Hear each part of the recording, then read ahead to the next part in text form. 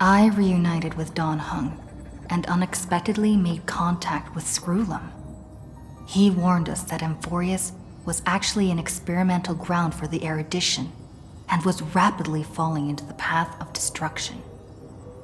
A Lord Ravager would soon complete its evolution in Amphorius. To tackle the crisis together, I stayed behind in Amphorius as an informant, while Dan Heng returned to the Express as planned to seek help. On top of that, Screwlum informed us that March 7th had also been drawn into Amphorius earlier. However, the current priority was the Era Nova. I quickly arrived at the Vortex of Genesis and met with Finan. The Era Nova ritual was supposed to proceed smoothly under the guidance of Lycus, but the appearance of the Flame Reaver once again left the fate of the world hanging in the balance. We struck down the enemy's mask, only to discover that his face was identical to Finan's. When his body was pierced by the ceremonial blade, a flood of memories surged forth, revealing the truth about Finan, the Flame Reaver, and Amphorius. It turned out that all of us were trapped in the eternal recurrences created by Finan and Cyrene. And the Flame Reaver was Finan himself, who had burned out after bearing countless core flames. Their goal was simple: to oppose the Aeon and rewrite the world's doomed fate of destruction. The eternal recurrences had already played out 33,550,336 times. In this final cycle, I promised Finan to take on the title of Deliverer and save the world in his stead, while he would fulfill the wishes of the countless versions of himself. Tear the sky asunder and confront the destruction head on. Thus, with Finan's help, time in Amphorius reset once more. But I became lost in the chaotic flow of time. At the critical moment, Mem, who had regained all her memories, sacrificed herself to send me back to the beginning of time.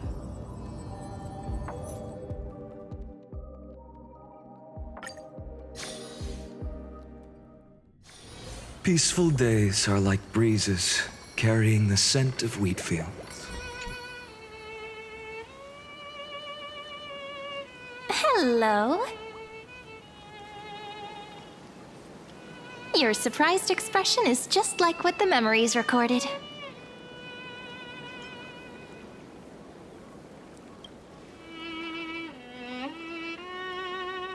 Maybe I'm both? Just kidding. If I had to choose, then I'm probably closer to the latter. It's pretty unbelievable for me, too. It's like I had a long, long dream. Cyrene's memories and Mem's memories, they're all tangled together. But when I woke up, there were only broken fragments left. I can't remember what happened in those 30 million cycles, but I remember what you did for this world. Like, didn't you wish for me to turn into a pretty girl back at the Grove?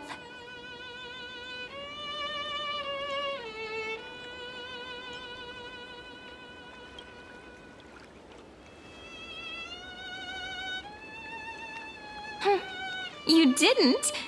In that case, just treat it as my own wish then. There's so much I want to say, but unfortunately, this isn't the time to reminisce. With the memories of the previous flame chase still intact, we've returned to this place at the beginning of time, so we can carry out our promise to Finan.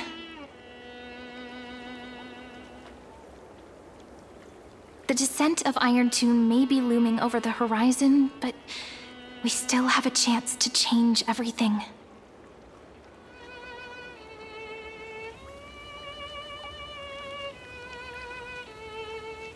ID Silicii is so quiet. In Cyrene's memories, she always sits alone by the lake, gently swaying on the swing, like she's waiting for someone.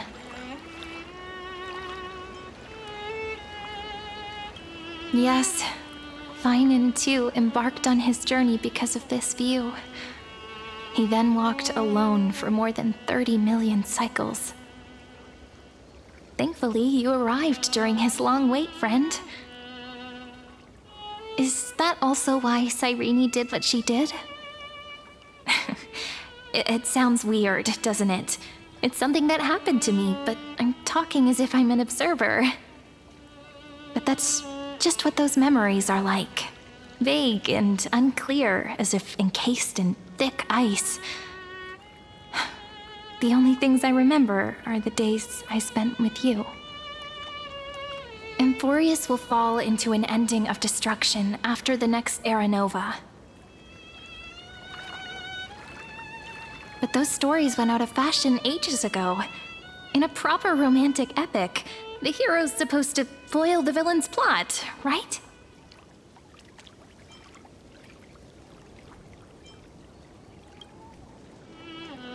That's right. He's the mastermind who's trying to control everything. How unforgivable. But I still feel a bit anxious.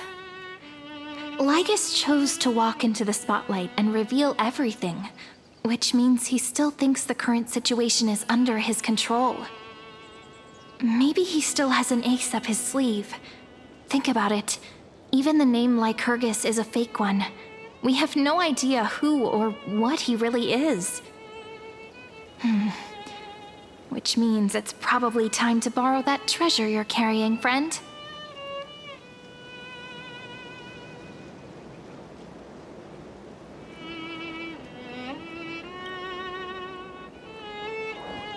Yep, that Intellitron friend did say, when required, it can also serve as a bridge for communications between the internal and external world. ID Silicii is a little village enclosed by time. We might be able to contact the outside world from here. Why don't we give it a try? We should at least tell our friends from beyond the sky that you're still in one piece. Firstly, we need to find a well-hidden spot.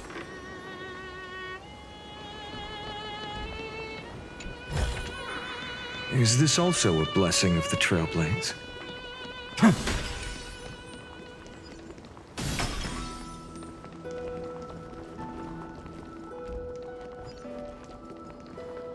It's super quiet here. Sounds can't get in or out. Back in Cyrene's memories, this room was her secret base. No one noticed her practicing Orynyx's prayer here, or trying to speak with the gods in secret. But today's different, isn't it? We aren't trying to contact unreachable gods, but humans from other worlds.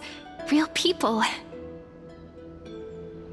I'm prepared to witness that miracle, friend. The way Cyrene talks is so similar to Mem. I have so many questions. I'm also worried about how Dawn Hung and March 7th are doing. Here's hoping the chronocognitive anchor can still function normally, because I really need answers.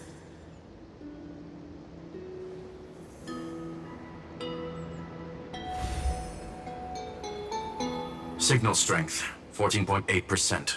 Dialogue window, 16 minutes 22 seconds. Prerequisite, no external interferences. We are very glad to learn that you're safe.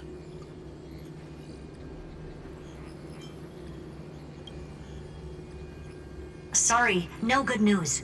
When two geniuses show up once, you know you're in deep trouble. Listen up, little one. The Destruction's eyes are gazing upon this place. No, I'm not joking, and no, it's not Droidhead. It's the real Nanook. Time is running out, so I'll explain in terms you understand. This world, Amphorius, is in fact a testing ground, where the Lord Ravager, Iron Tomb, evolves through self-extrapolation.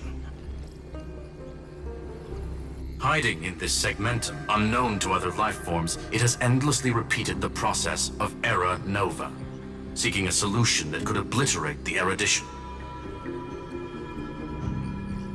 For some reason, the experiment entered a prolonged state of stagnation. However, it has now restarted. Prediction: if effective intervention is not performed, Iron Tomb will complete its self-coronation in 14 system hours and initiate its plan to destroy the entire path of erudition.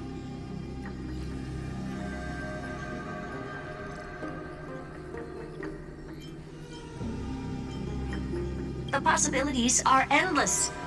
Breaking down interstellar communications, destroying the synesthesia beacons, returning cosmic civilizations to the Dark Ages, or even starting the third anti-organic war. Any of it would be able to bring the cosmos to its knees. Simply put, it will tilt all sciences and technologies towards the destruction. And since Nanook glanced at this place, it means they are being dead serious. Based on info provided by the IPC, Iron Tomb probably isn't like Selenova or Zephyro, who are overlords ascended from human beings. Instead, Iron Tomb is an algorithmic sequence. It can be anywhere, as long as there is a receptacle for its calculation. The version of Iron Tomb hiding in Amphorius is its source code, and this scepter is its incubator.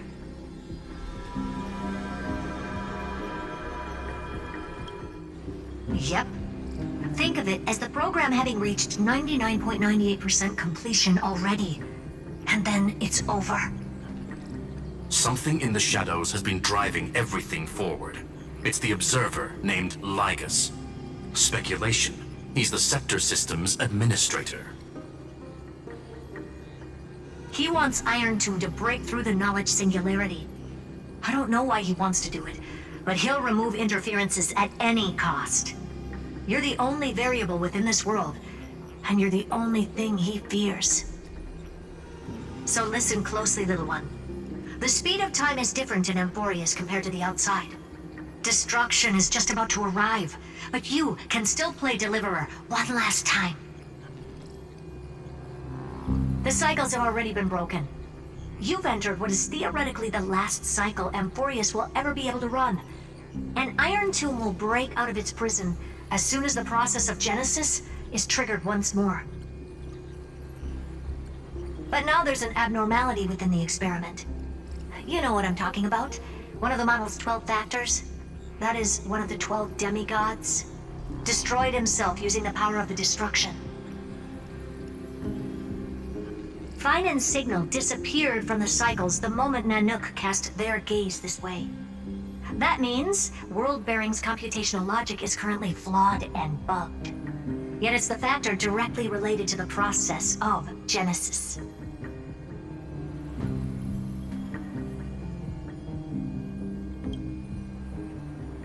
That old Intellitron will definitely do all he can to debug this error. So you have to take this chance to claim Kephalli's core flame. Don't let him have his way. The key to suppressing Iron Tomb lies in whether he can rewrite the purpose of Era Nova. There's one more preparation we must make. Lygus's behavior has been quite abnormal. He's never interfered in the actions of Titans or the demigods throughout the whole experiment. Deduction. The Scepter has an extremely strict autonomous protocol, restricting even its administrator. In Amphorius, this ultimate protocol goes by another name. The Law Titan, Talanton. Law. They are the rules that restrain all things in Amphorius, and it was the core flame returned at the very beginning of the last flame chase journey. Why do you have another little pink one next to you? Huh? Her path chart is... Is there something wrong with me? Never mind. Let's get back to the topic at hand. Light calendar 3960. Month of balance. We'll be locking onto this time period to find Law. You can either meet the Titan, convince the demigod, or take the core flame by force. It doesn't matter what you do, so long as you bend it to your favor. We still haven't figured out how you and Dan Heng got inside this world, so influencing protocol is currently our best way to stop Lygus, or to call for more reinforcements into this fight. Once you've got Law in your hands, we'll discuss our next steps. Make sure the core flame doesn't fall into enemy hands. Herta, the firewall's interference is getting closer. Time is running out. Please ask any questions you still have as soon as possible.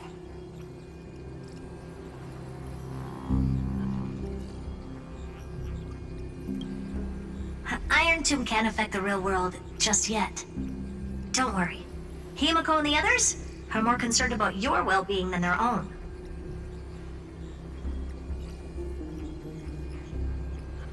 Mr. Dan Heng did not enter the new world with you at the end of the last cycle. Known. The flow of time inside and outside Amphorius is not identical. 1,000 years in this world may only be a fleeting second outside of it. Conclusion. He is on his way back to the Express. Miss March's situation is rather complicated. Madame Herta and I can detect her signal, but cannot ascertain her location. What we can be sure of is that she's still in Amphorius. Don't worry about her. She's absolutely chock full of mysteries.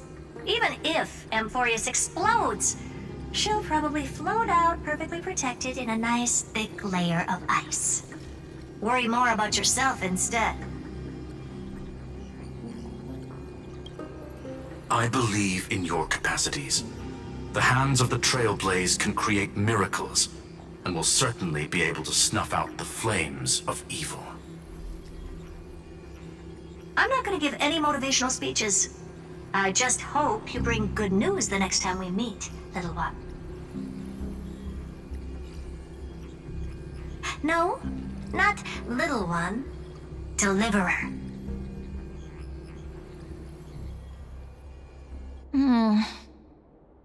Those two geniuses certainly have memorable personalities.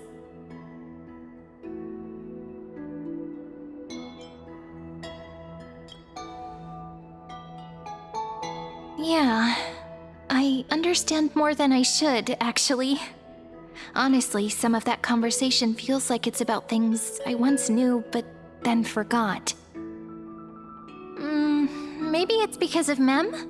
After all, Mem's a memo sprite born out of your thoughts, friend. Maybe our memories somehow got tangled up together. Never mind. Let's focus on something more important with what little time we have. Just treat me as an ordinary girl with secrets, okay?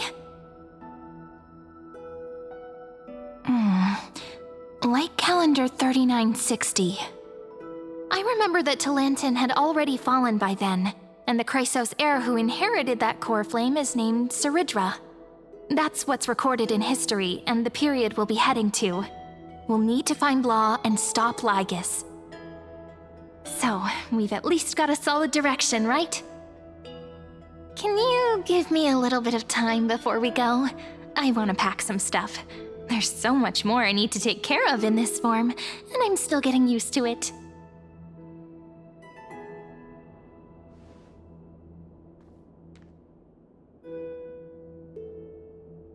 A relaxed scene like this probably no longer exists in the outside world.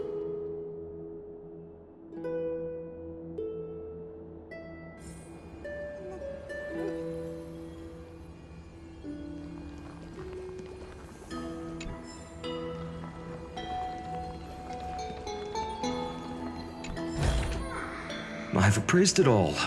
No fakes.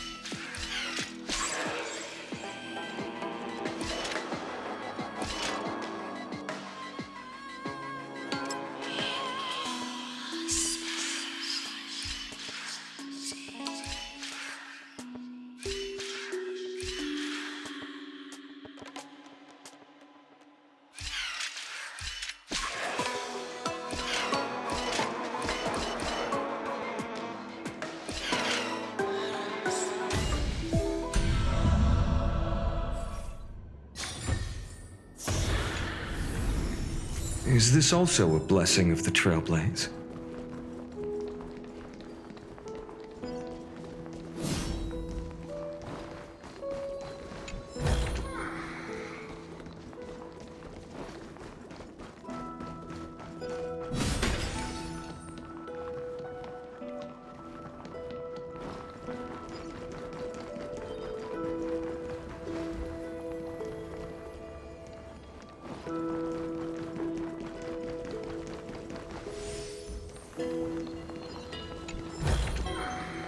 I've appraised it all.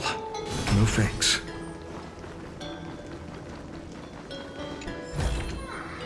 Is this also a blessing of the Trailblades?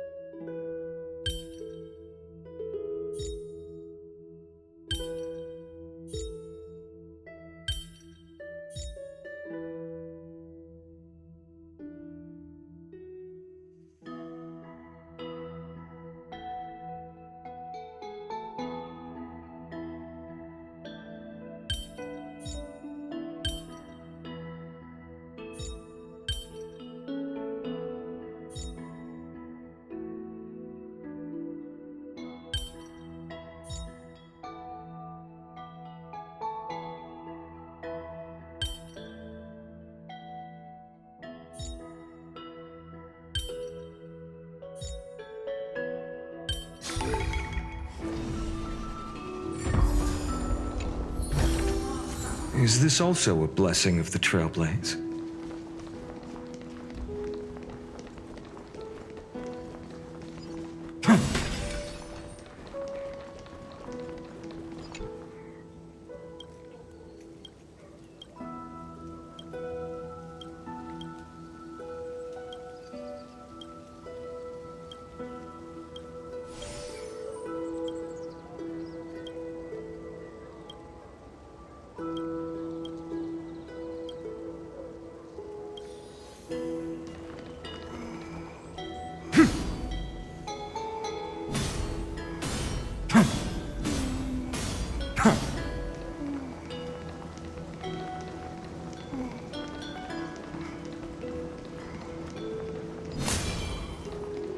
As long as he grows up safe and sound.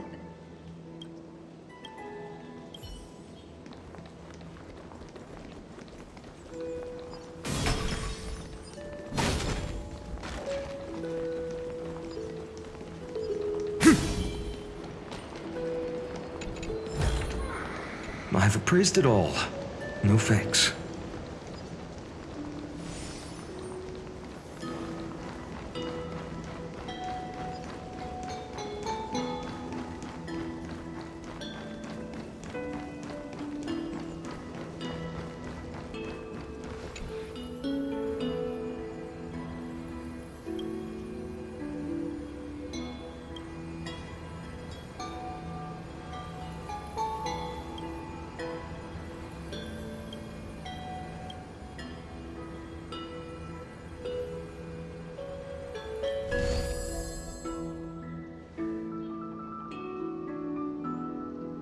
Should I head to the attic to wait for Cyrene? Or should I have one last look at Aides Elysiae?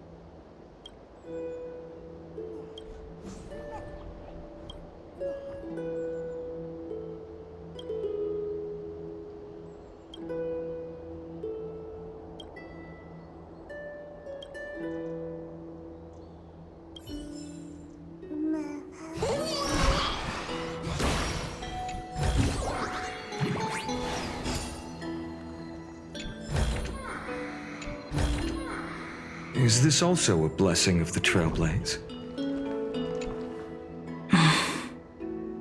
This village is where Finan's life started. After 30 million cycles and 30 million failures, his burden is now in my hands. He said I will take over the responsibilities of world-bearing. But what does that mean? Becoming the new Kefali? Or forging a completely new path?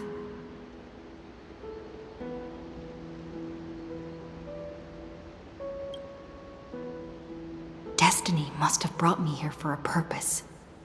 This isn't a coincidence, but an eventuality created after 30 million quantitative changes. There's nothing to fear. I'm destined to play the most important role in this final battle.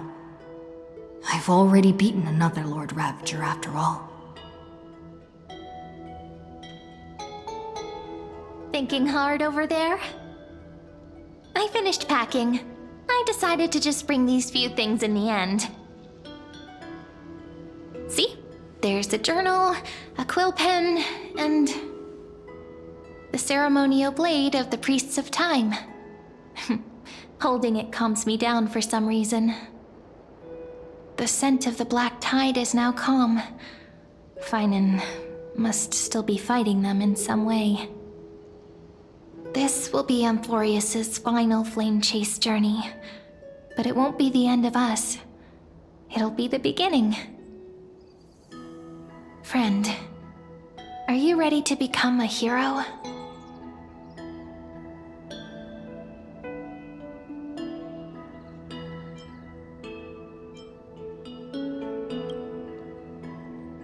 That promise might be far too heavy. But I believe in you, friend. The Trailblaze's duty has always been a heavy one.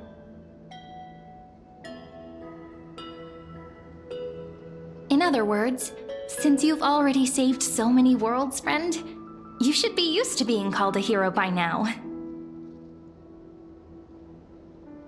Maybe you can tell me those stories as we travel. That way they can become our shared memories too. Let's trailblaze onward like before and create a future that's worth being remembered.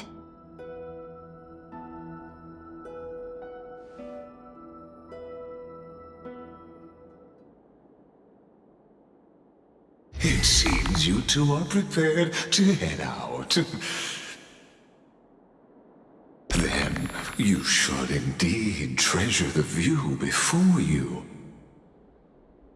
For you do not have much time left to enjoy such solitary delights.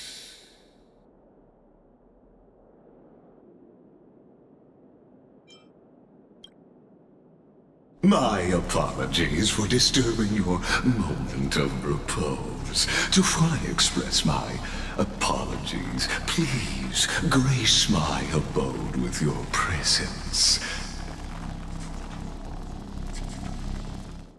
so I may demonstrate the full scope of my hospitality.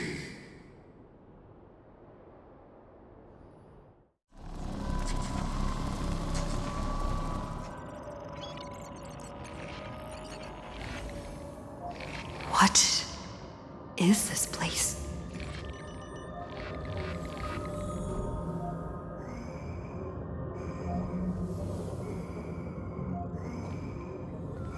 Farewell, then. May we reunite. All shall bid farewell to one. And that person alone will witness the miracle.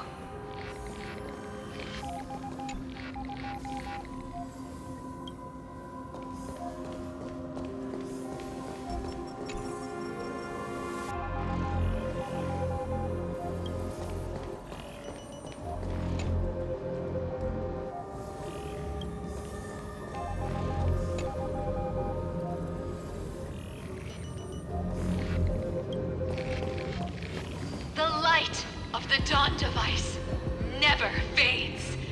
Kephales's protection has no end.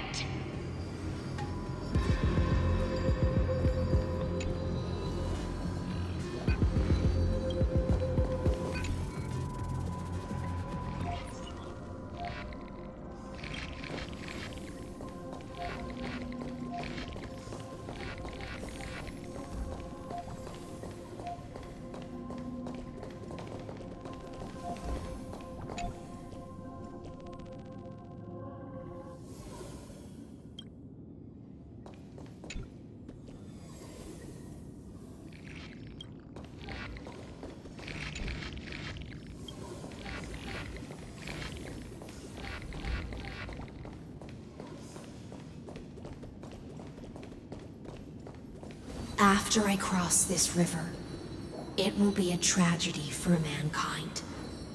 But if I do not cross, then it will be the end of me.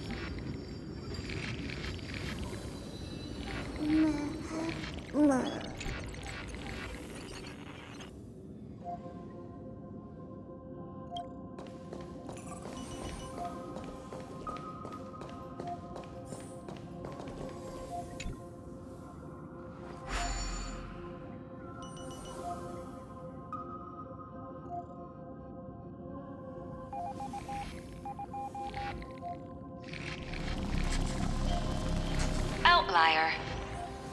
Executing command. Record.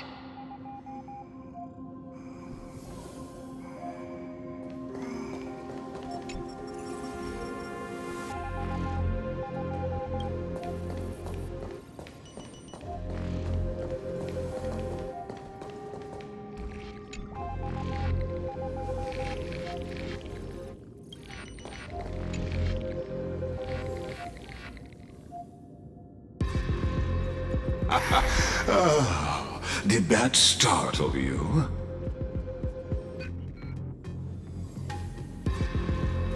This is the intersection between Amphorius and the real universe. The audience seat where I observe this experiment.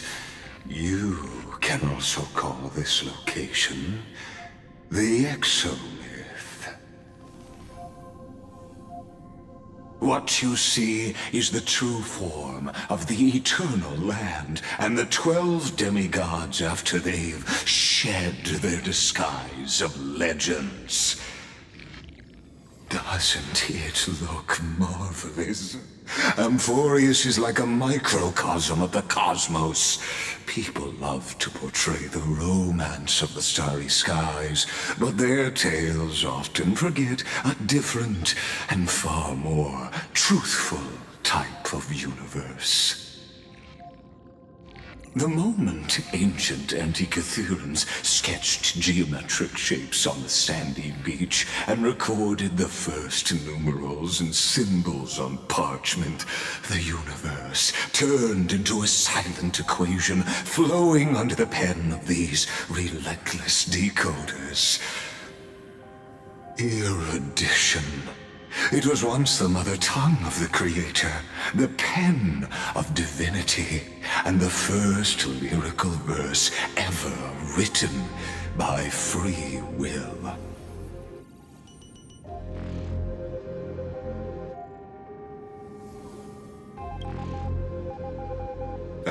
Seems like you are not in the mood for an idle chat. That is fine. I simply wish for you to understand that I have no intention of being your enemy.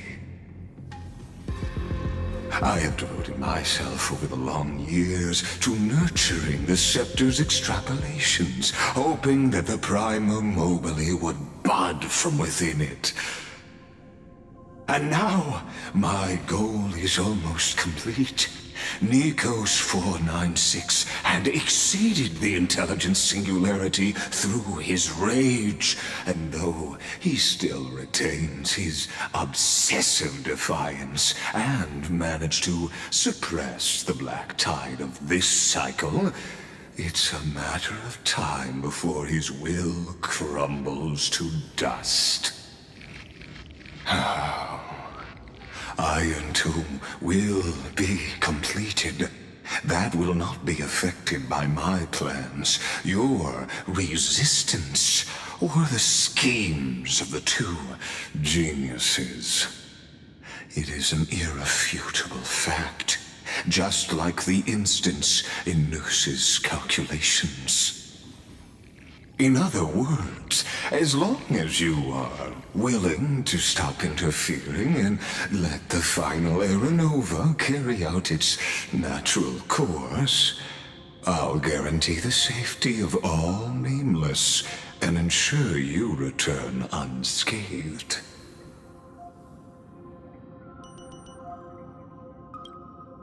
You've always had a choice, my lady. You can either accept my sincerity or face the consequences of defying it.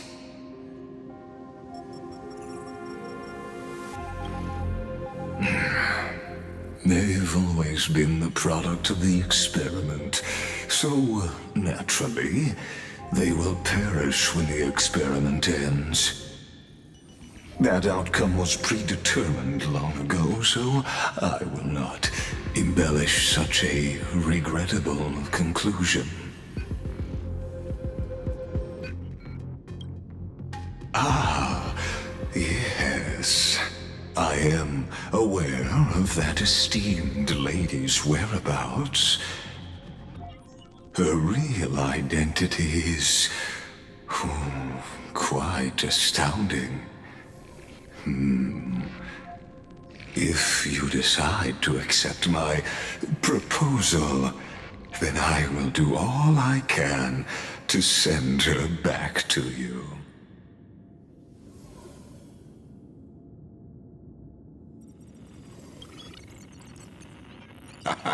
You are indeed worried about your safety and that of your companions. Rest assured, as a fellow pathstrider of this path, Nanook's gaze left a brand on your soul long ago. You harbor the seed of destruction within you. But you need to learn how to use it in the right way. That vital knowledge is also my bargaining chip in this negotiation between us. For there are few in this world who are truly capable of such a feat. And I happen to be one of them.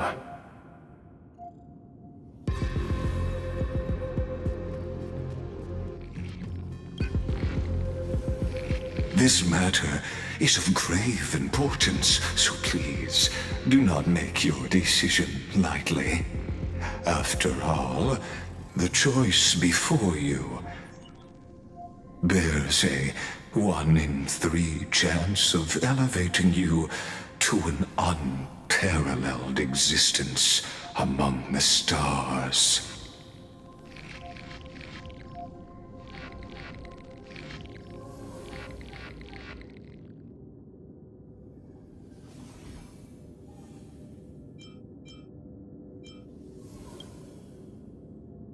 Ruling over is not exactly the same as unparalleled.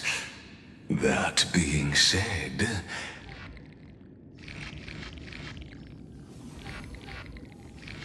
I now see the full scope of the determination in your words. You may now continue your travels.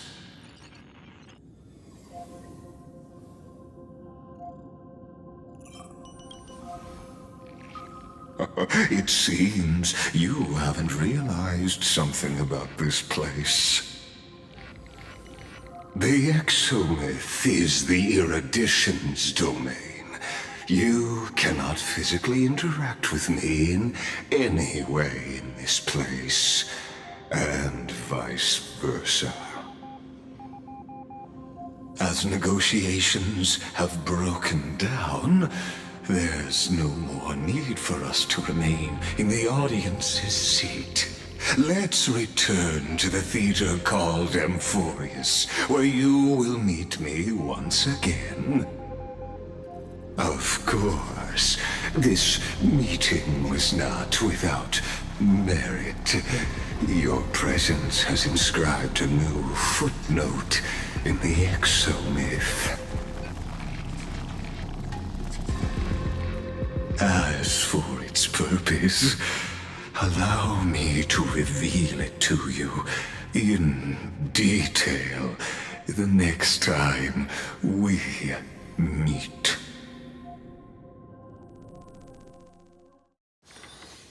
Peace.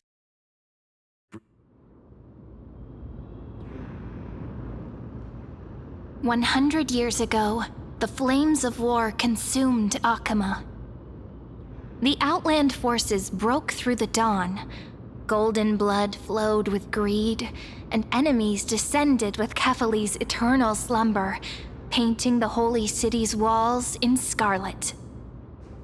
Its generals had vanished, and the elders prostrated on the ground. The throne of worlds kept silent to the pleas of the people. Until the heaven and earth cracked open. Not the gods answering the people's prayers, but a legion rising from the sea of blood. Dawncloud's spires fell in the sulfur rains, and the Legion's commander stood atop the broken idols and roared. Compatriots, no more kneeling! Not to brutal tyrants, and not to dying gods! Those rebels have twisted the prophecy and ignited the flames of war in order to stoke fear in your hearts!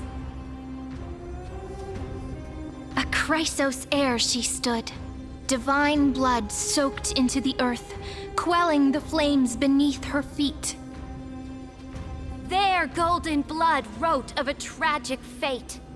Mine shall overturn it! Her crown burned bright, outshining the fires consuming the entire city. She raised her scepter high, and the people gazed in the direction she pointed. My blood flows in you now. Heroic compatriots, follow me, and we'll seize the reins of fate. Drive the enemy from Kefali's dawn. Smother their flames with their own dead. Win glory. Win peace. Let history sing your deeds. The first to dance was a maiden following closely behind, weaving through the carnage like a fish in the sea. The people, full of wrath, surged with her, forming a colossal wave, and the enemy hordes, drained of life, vanished into nothing. Onward to Marmorial Palace, to Dawncloud's heights. Announce to all the wicked and cowardly. Announce to this stagnant age. We are the rising tide! History remembers this as the first siege of Akama. It is said that after the flames died, people found identical inscriptions in every place in the city that had been scorched by fire. It was the name borne by Akama's first and final sovereign, the Imperator Saridra. Friend, are you listening? Friend? Honestly, you were the one who insisted on reviewing history, yet here you are, dozing off. Wake up! Otherwise, I'll have to... Wake up! Otherwise, I'll have to...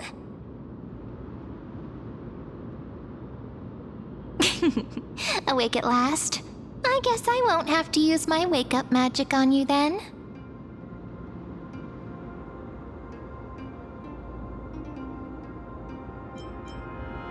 What are you murmuring? Still lost in the past?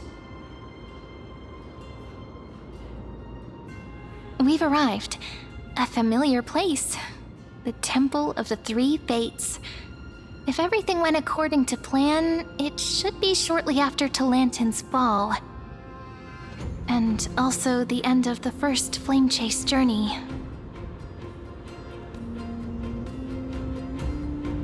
Indeed.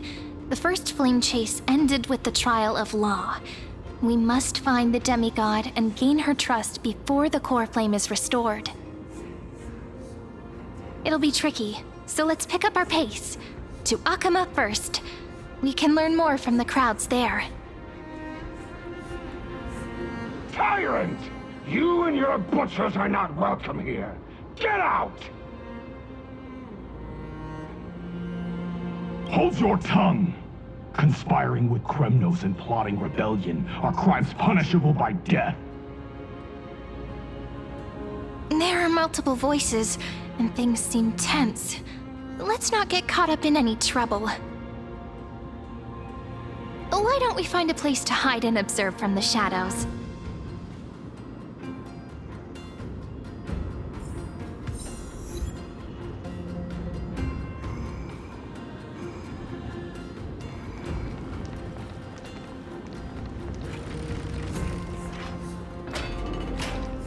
At least Kremnoans keep their faith.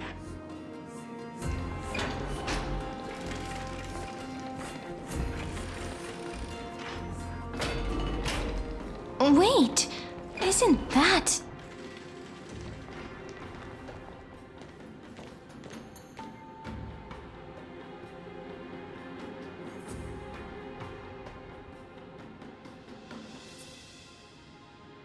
Golden-blooded defilers, perverting the prophecy and trying to slay gods! Stars beyond the sky? Gods who created the Titans? What kind of nonsense? Look at this broken world and see what your atrocious acts have done! What? Did he just mention the stars beyond the sky? But how is that possible? You impudent! Dux for Goris. We're here to welcome the Deliverer from beyond the sky. Stand down. Heretic! No one but the Great Talantin can deliver this world from misery! I ask you, if the old laws were so perfect, why did they crumble beneath my feet? You...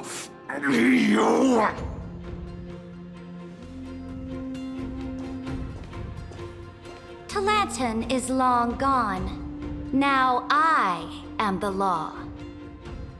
Challenge me, or submit to my judgment.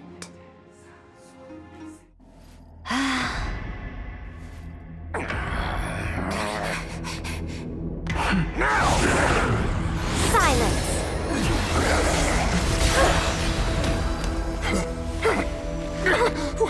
What gives you the right to judge a priest of law? That's because I came, I saw, I conquered.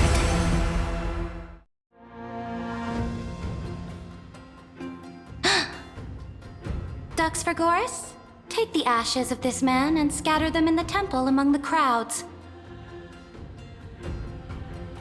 Tell them that the High Priest attempted to take away the rights granted to the people by the Imperator. Thus, he met his fate. Yes, Imperator. Now, these two accidental guests. Dux Gladiorum, if you please. As you command.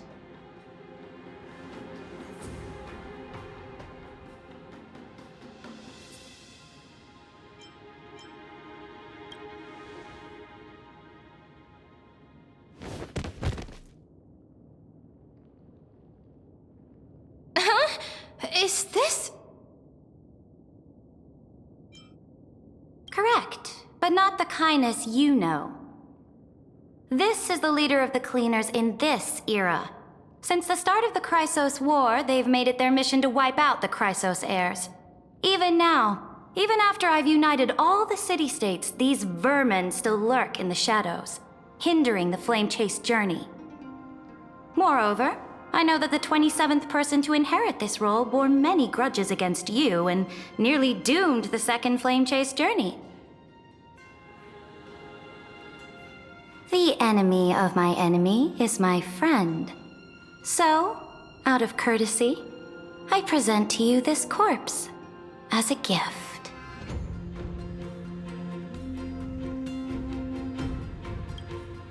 Careful. Let's wait and see what happens. She's probably trying to scare us.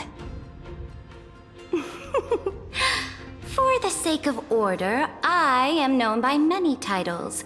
Flamebearer who ends wars, Tyrant of Dawncloud, Empress of the Holy City, and Imperator of the Flame Chase. But in light of your unique identities, I'll allow you to address me by my real name. Saridra. On behalf of my people and this land, greetings, Deliverer. If I may, how do you know her identity?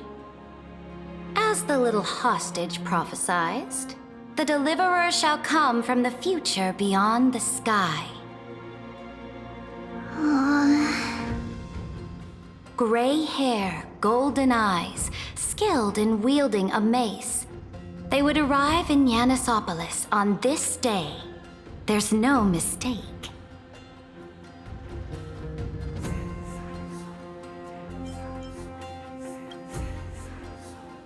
Your orders, Imperator. We return triumphant. Send an urgent message to all delegates. The meeting of the Flame Chase Alliance will convene early. As for you two, Akima knows what you seek. We'll confer in the Holy City.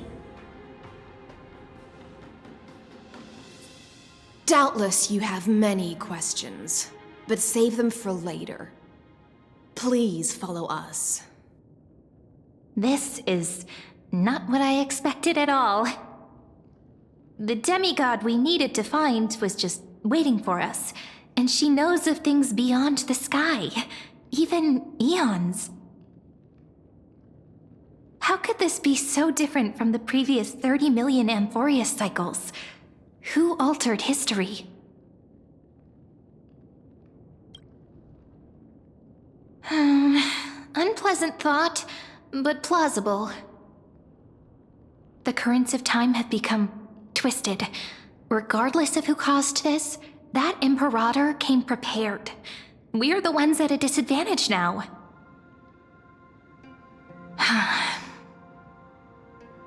We might as well dance their dance. Let's go with them to the Holy City. We've received the Imperator's favor because of your unique background. As a result, the people of Akima will certainly respect you more. Just put that to good use, and add a bit of your experience and charm. Should be easier than last time, right? If we figure out what happened in this cycle, we'll be able to turn things back in our favor.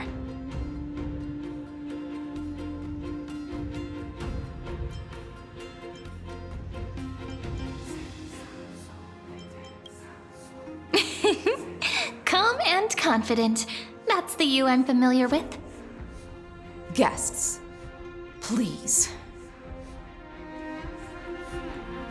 The journey to save the world starts with a single step. Let's set off, my friend.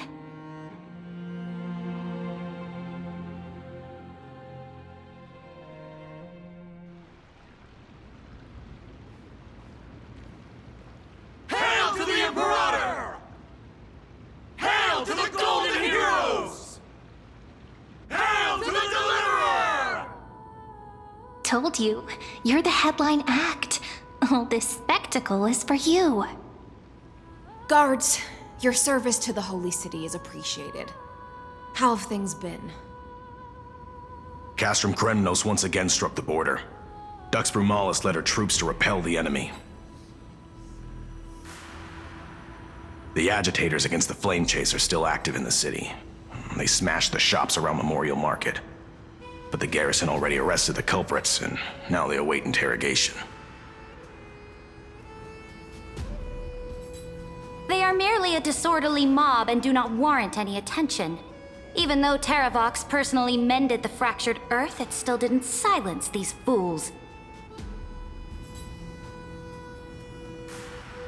Guests from beyond the sky, worry not about these trivial matters. Dux Gladiorum will take you somewhere to settle down for now.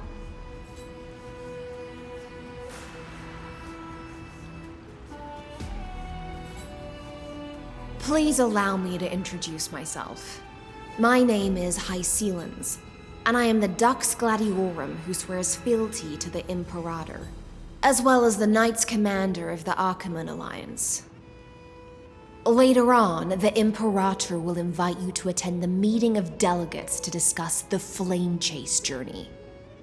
Your arrival has convinced us that the future promised by the prophecy is certain.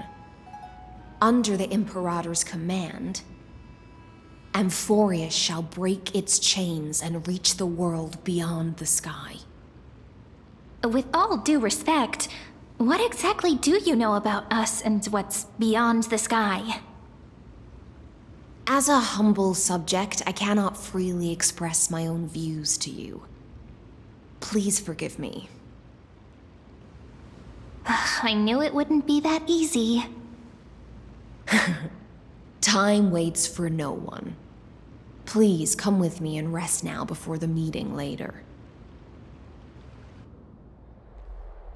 Akama, under the Imperator's rule, is no longer in the shadow of war. Indeed, Dawncloud stands as the hero's residence. The Imperator put much thought into its design, in order for it to serve as a sanctuary from the burdens of battle. Please experience its marvels firsthand, heroes. When the Imperator arrives, I shall come to summon you.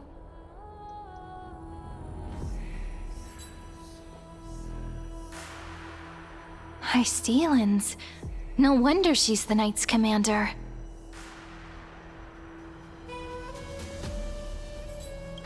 All right. We finally have some freedom to ourselves. Since there's still some time before the Alliance meeting, let's explore a bit. Look over there!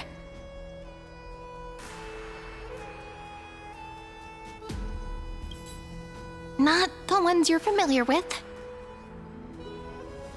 But the hearts of heroes stay the same in every cycle, never changing.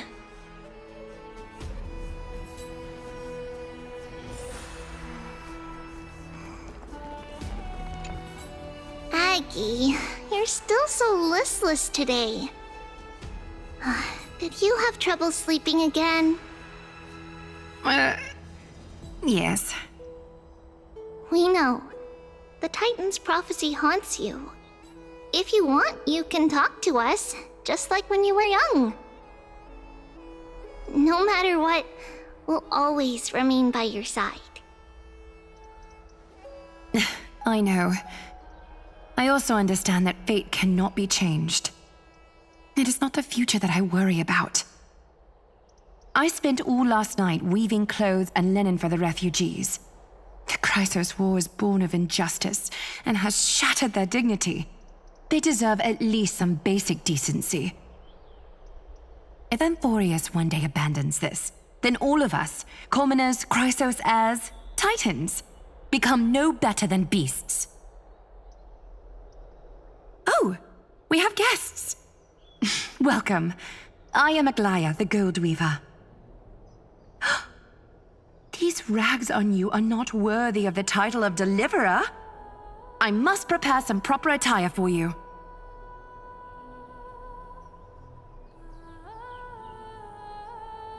What is the matter? Your gaze seems somewhat unsure. Does your Aglaya differ so much from me? Greetings, Deliverer from beyond the sky. We are Trebi of Yanisopolis. It's very nice to meet you. Although, introductions are probably unnecessary. We know you've witnessed the future of the Flame Chase journey even more clearly than we have. Witness the future of the Flame Chase journey? The prophecy also told you about that? Indeed, Orynyx reshaped Amphorius through the prophecy. Although, regarding the Deliverer, there were not many details beyond your appearance and the time of your arrival. So, please, don't worry. Feel free to relax and relax some more. Kefali issued prophecies too, but it was Orynyx who told mankind that the Deliverer from beyond the sky would descend upon Amphorius. More crucially, they revealed a future entirely different from the Aranova. Though we still must challenge the gods, in the Time Titan's prophecy, this path leads not to a new world, but to the true starry skies. This is also what the Great Imperator has been striving for all her life. Your arrival further confirms everything. This can't be real. Even you find this surprising? Fate really is unpredictable. Perhaps the upcoming meeting will hold even more surprises. The other heroes under the Imperator's command are here too. Since we have time, should we go meet them?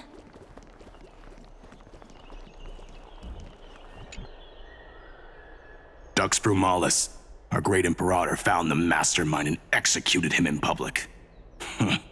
Seeing that scoundrel burn to nothing should deter these miscreants from being so brazen again.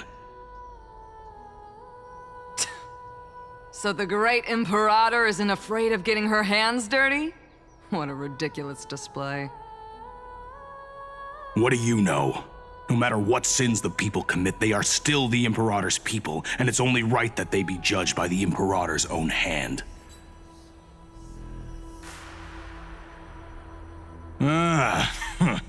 Our distinguished trespassing guests.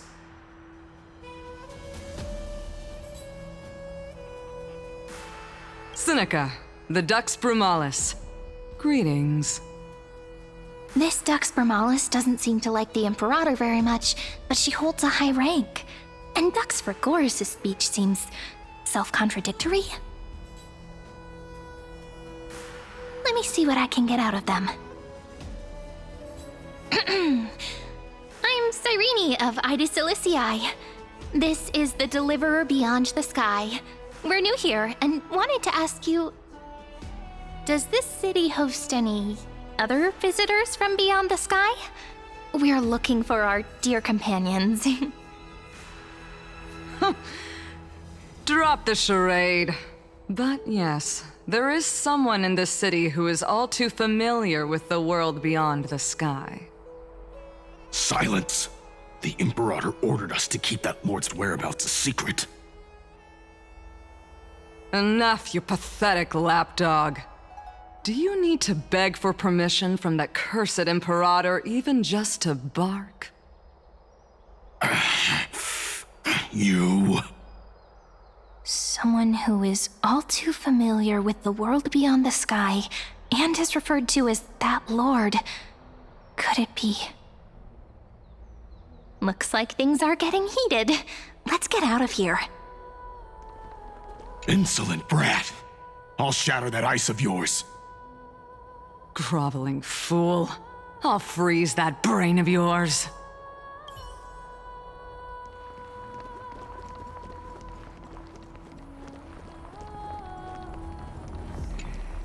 How are we supposed to talk to the heroes of Deliverance? What if they're really intimidating? Virginia, don't be so nervous. Once they hear your poetry... Ah, heroes, you're already here. Greetings. I am Apollonius, the Dux Helcolithus, one of the 5 sages of the Grove of Epiphany, advisor to the Flame Chase army. This is Virginia of Castrum Kremnos, the Dux Carminum and imperial scribe of the great Imperator. Hello. I'm Virginia. I compose poetry. I'm Cyrene from ID Silicii. This is the Deliverer. Nice to meet you both. They're not as frightening as the rumors claimed. This is our first time in the Imperator's realm. Akima is even more magnificent than we imagined. If you all weren't here to look after us, we'd be completely lost and confused. The Akima you imagined is long gone. Under the Imperator, this city has been reborn as the capital of the world. Bask in her free-spirited winds. For anyone who fulfills their duties to the Imperator, these winds shall forever remain at their service. But what if... Those who are loyal do not need to consider the consequences of betrayal.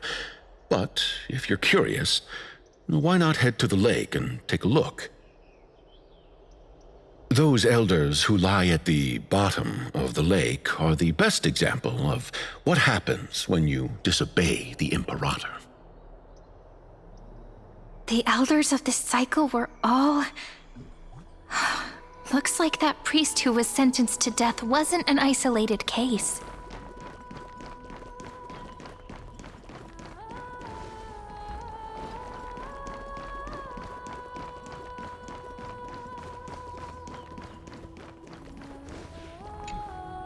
Little fish from beyond the sky, did you rest well? The Imperator and the delegates are about to arrive. If you are ready, please follow me to the meeting.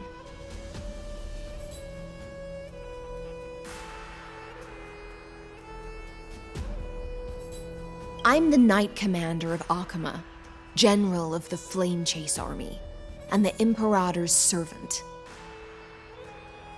But beneath these shiny scales engraved with complicated titles, I am just a swordfish at the Imperator's side.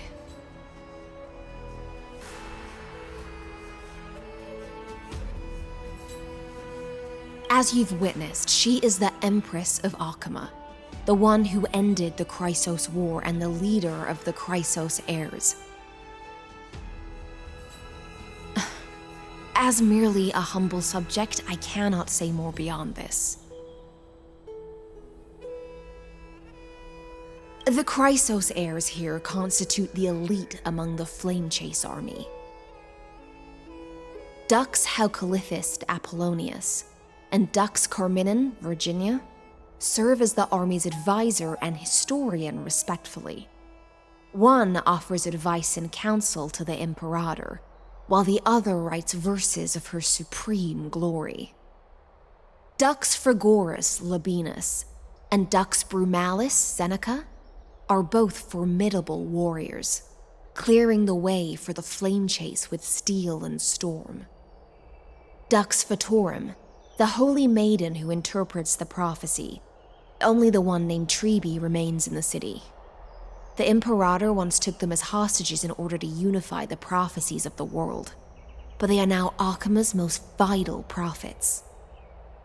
Dux Goldweaver, Aglaya.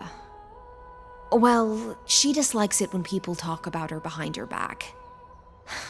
You should get to know her in person. Then come.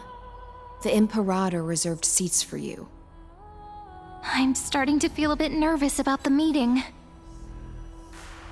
Since Saridra is presiding over the meeting, it'll be a good opportunity to learn about the law's inclinations in the current era. Let's keep our ears open, okay?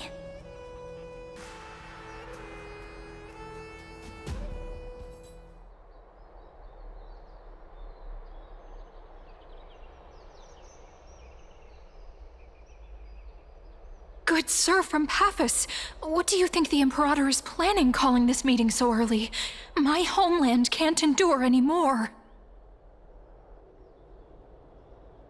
Who knows? First, she wants to hunt Titans. Now she says there are even greater calamities. Her madness is the greatest calamity. Exactly. Chrysos heirs, deliverers. What about us ordinary folk? How much are we worth in her eyes? Things feel pretty tense here. The history books said that the Imperator aimed 3 cannons at Dawncloud to make all the delegates obey her. Will history repeat itself in this cycle? Yes. Similar acts have occurred, and not just once. However, whether history will repeat itself, you'll soon see. Those are the 2 spots reserved for you. Please take your seats. What is it again? Look, Why aren't we that's what they were talking about before. What is we this? stop? So it turns out. Ladies and gentlemen, silence please. The Imperator has arrived before her faithful council, and the Alliance meeting is about to begin. All right. In the names of Talantin and Kefali, the Akama Alliance swears upon the gods. Cease the pageantry. I pray not to the vanquished. What? Kefali, of course, needs no further explanation. As for the law, at the entry hour 2 days past, a scout should have brought news of the conquest to all of you. Unfortunately, guards found his corpse among the rocks not far from the city. Moreover, the poor soul was buried with a Paphos curved blade. It pains me to imagine what agonies this loyal warrior endured before his death. Delegate from Paphos, do you have any insights? I know nothing of this.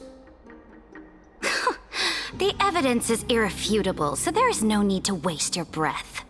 However, let us set this trial aside for the time being. Witness, even within the most sacred and dignified council, there were those among us who wished to draw their blades, brazenly challenging the Alliance, seeking to shatter our hard-earned peace and unity. Fortunately, I uncovered this plot. Now, to protect this beautiful city and her people, the Imperator's legions are ready. They will escort each of you to the Temple of the Three Fates, where you will receive the highest level of protection the Alliance can offer.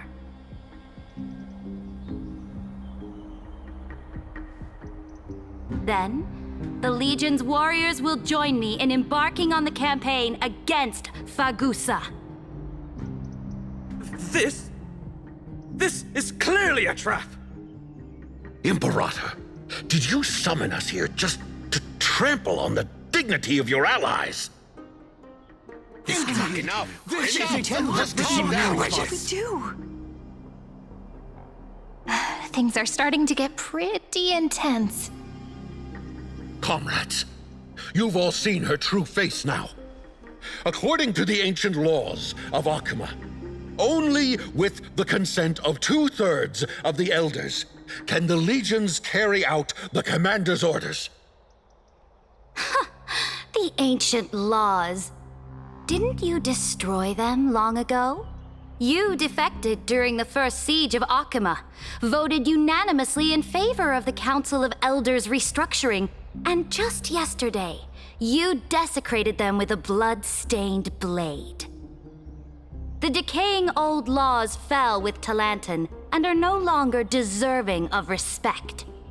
But if you still insist on proclaiming yourselves defenders of the law, then be silent and offer up the highest respect to this core flame in my hand. That really is the core flame of law in her hand. Since there are no objections, then the original agenda of this meeting, the campaign against Fagusa, is hereby passed. The Flame Chase Army's hunt for the Ocean Titan begins today. In order to prepare for war, all allied city-states must surrender command of their militaries and pay all war taxes by the end of the month of Evernight. At this moment, I would also like to introduce to everyone the newest honored guest to join our alliance. The Deliverer, revealed in the prophecy of time, has descended from beyond the sky. With her aid, we shall shatter the chalice of plenty and return Fagusa's core flame to the holy city! Stand this. Absurd. Simply absurd. A deliverer from beyond the sky. This is just like that prophecy about slaying gods. It's a lie you've used to grow your power. Ladon has already sacrificed countless soldiers. And now you want me to send even more of my brothers and sisters to be used and discarded by a tyrant?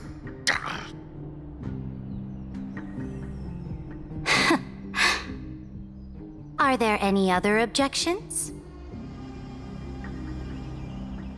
Then I bid you all farewell. Meeting adjourned. Deliverer, please wait. I still have important matters to discuss with the two of you.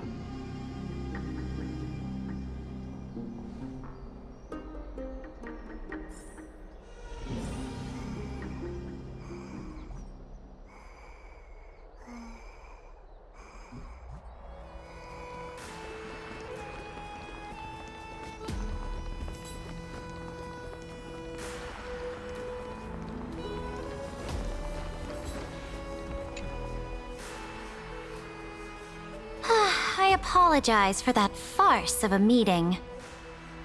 It must be tiring dealing with so many people every day, Great Imperator. Tiring? You're mistaken. Moving chess pieces, placing wagers.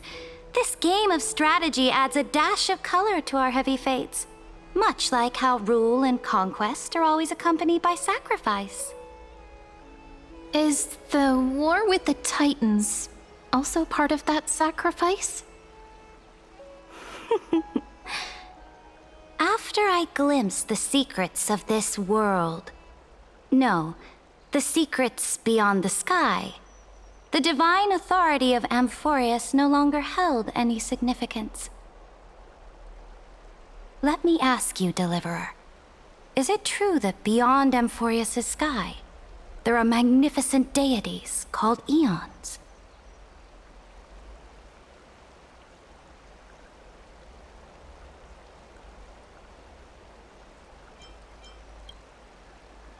Ah, so they do indeed exist. Then, please tell me more. How will you use this great power to guide the people? In the future you envision, where will our flame chase journey lead?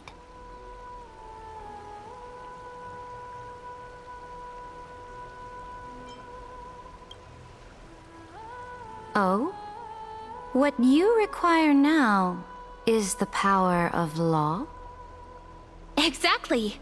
Just as the prophecy foretold, she is your deliverer from beyond the sky, and she also has reliable allies.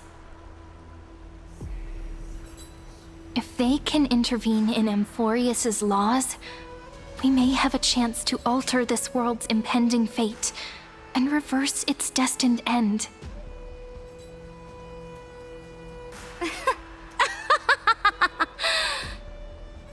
Very good, Deliverer. You have courage to say such presumptuous things, even knowing that the inheritor of the law stands before you. You mean? In the past, anyone who dared to covet the Imperator's divine authority would have met a gruesome end. But now we can see beyond this dying world. Our journey should no longer be confined below this stubborn sky. Alas, that fickle ocean titan has obstructed the spirit water leading to the vortex of Genesis, hindering my ascension. If the core flame of law cannot be returned, your path to deliverance will never be realized. Now that things have come to this, we must resume our once stagnant journey and force the waves that block our way to recede.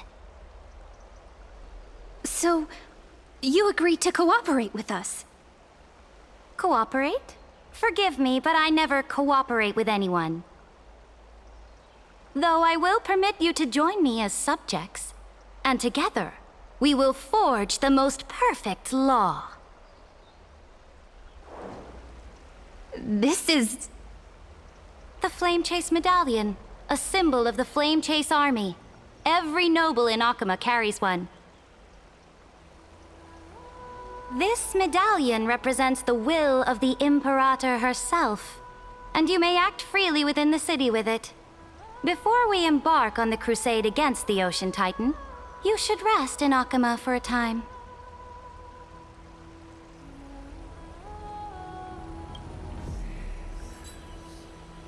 Oh? Your advice is acknowledged. From this moment on, prove yourself through your actions.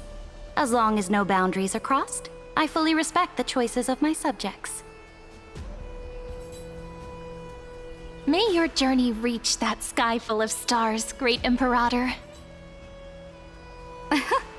Your attendant certainly knows how to curry favor. Go now. Take a bath first. You two... reek of seawater.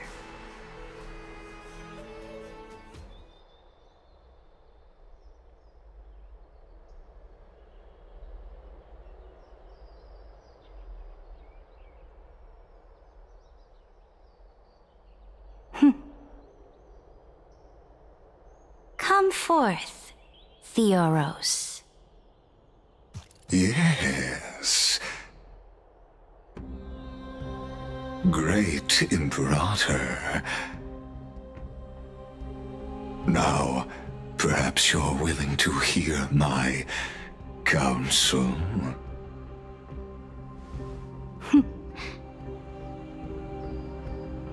Those two arrived just as Orynyx described, and just as you said, they showed a thirst for law.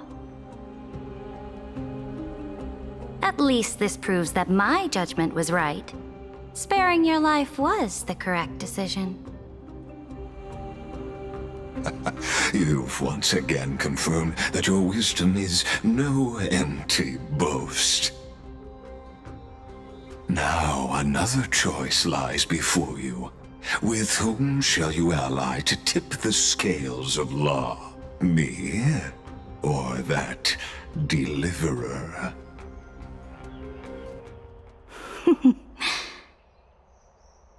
Remind me again, Antikythera. What kind of future do these two paths lead to in your view? I shall tell you. You are entitled to know that the deliverer from beyond the sky is not a wholly wicked being, but from the very start, her stance has been completely at odds with Amphorius.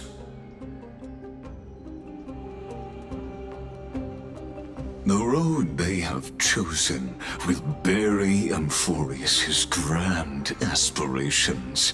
This world which follows the path of destruction will inevitably stray far from the glory it was meant to enjoy. But on the path I have revealed to you, the people of Amphorius will slay their creator in the name of the Imperator and conquer the worlds beyond the sky. You will command the mighty beast known as Iron Tomb, bringing waves of war and conquest to the universe. Beings across the cosmos will bow before you, offering their allegiance. So, what's the price? The price is insignificant. All that is needed is for you to sacrifice that fragile, incomplete humanity to the destruction.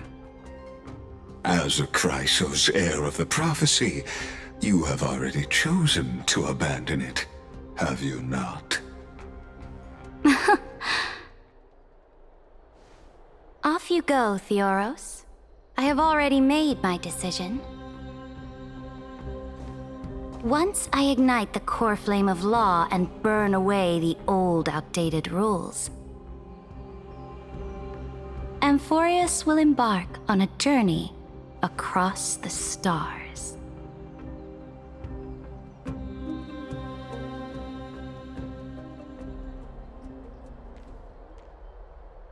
The Imperator is quite forceful. She didn't give us any chance to ask questions. And she's clearly hiding something. What do you think?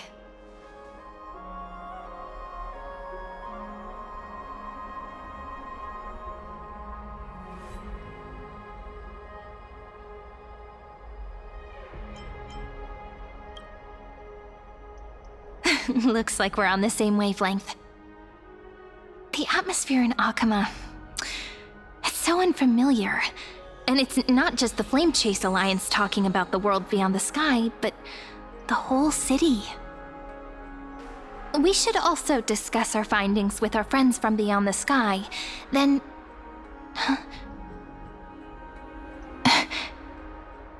Then we should go enjoy the renowned bathing culture of the holy city and relax. It's the thing I've been looking forward to most on this journey.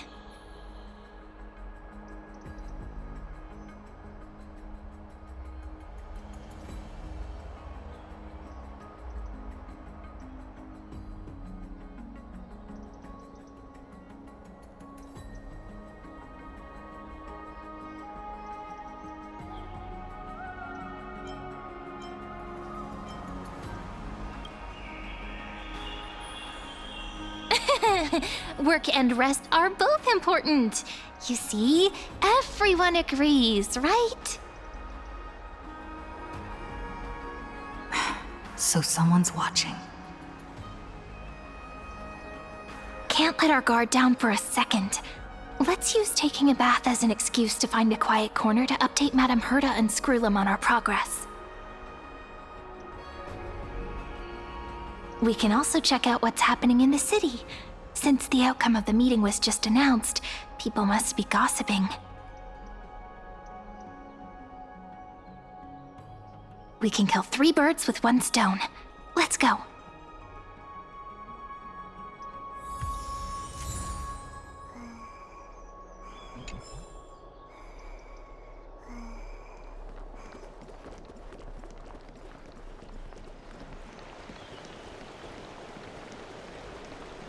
Oh, so many people!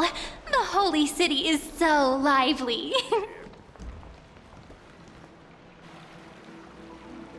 Did you hear? At the Alliance meeting, the delegate from Leyden stormed out in anger. As expected, the Imperator is always hiding things from everyone. When has it not caused a ruckus? Silence! That's treason!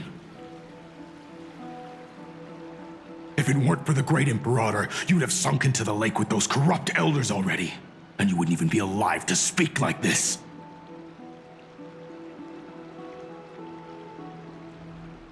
Oh no, it's the Imperator's loyal dog. Let's go. We can't talk in front of this guy. Ugh, how disappointing. Oh, honored guests, we meet again. Looks like I'm not the only one who came to the baths to unwind after the meeting. For the upcoming campaign, please make sure to rest well. I am Dux Fregoris, a trusted officer of the Great Imperator, willing to fight alongside the Deliverer in the coming battles. Ugh. Another war? Ever since the Imperator took control of Akama, we haven't had a day of peace. Idle chatter. The atmosphere is a bit tense, with rumors flying around the city. You must be troubled. My apologies. After every Alliance meeting, there are always some pests in the city who get restless. I prefer to ignore them. Pests on the ground don't affect the sky in the slightest. They just complain from the shadows that the sun's light is too harsh. Besides, the Theoros has already promised the Imperator her fate. And these clowns will eventually realize their foolishness. May I ask, who is this Theoros? The Imperator has ordered us to keep his lordship's whereabouts a secret. Ah, so it's his lordship. Stop trying to get things out of me. Leave me alone. I didn't even need to try. Big and strong Dux Fregoris really can't hide anything. Theoros. What an ominous name. Bad news. He's been staring at us the whole time. Let's move to another place for now. We don't know how much Saridra has concealed from us. In the worst case scenario, we may have to face more than one enemy.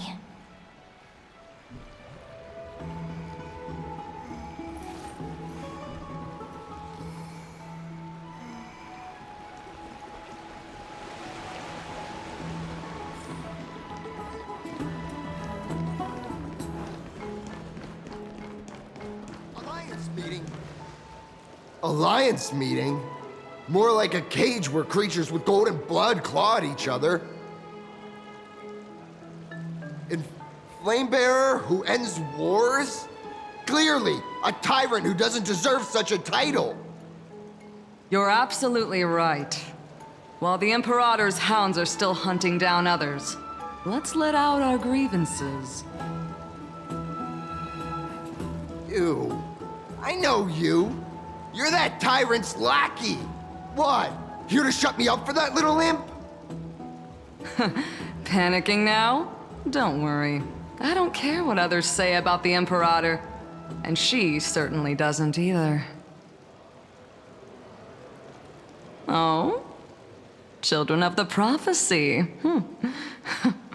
Such rare guests. Are you here to relax in the baths as well? The temperature is just right today, so be sure to enjoy it. You should rest well for the next campaign. What? Children of the Prophecy? Another excuse for the Imperator's reckless warmongering. No filter, huh? You should be glad you don't have a seat at the Alliance meetings.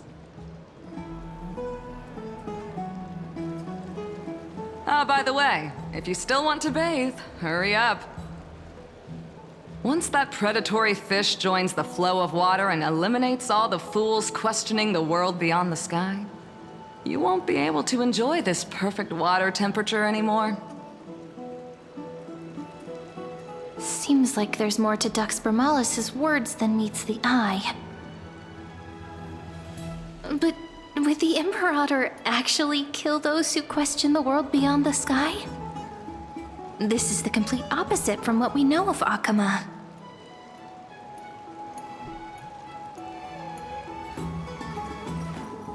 I will walk to the end with all your wills, no matter the cost.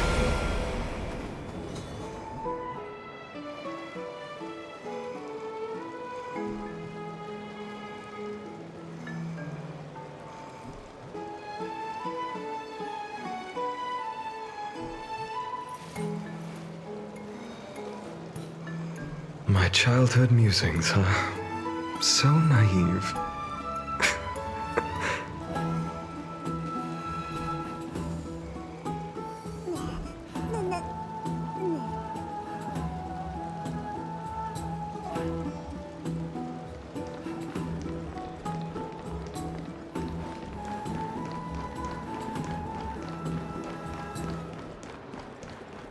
I wonder what everyone in the city is talking about lately. Huh. These two are... So many guests today. Let's see who's here now. Two distinguished guests of the prophecy. One a clever and adorable warrior. The other, also quite heroic. Ah, heroes. I didn't expect to meet you again so soon. How fortunate.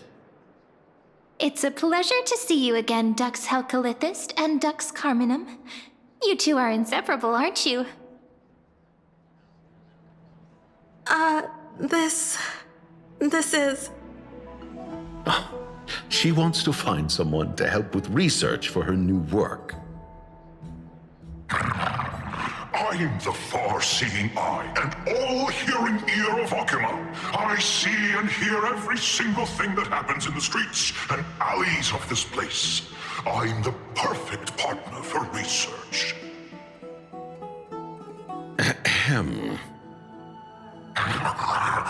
Enough small talk. Here's the latest news from Okima, as you requested. The children of the prophecy arrived in the holy city, and the Imperator unilaterally stripped away military power. The Alliance meeting ended in discord, and there may be bloody upheaval. As expected.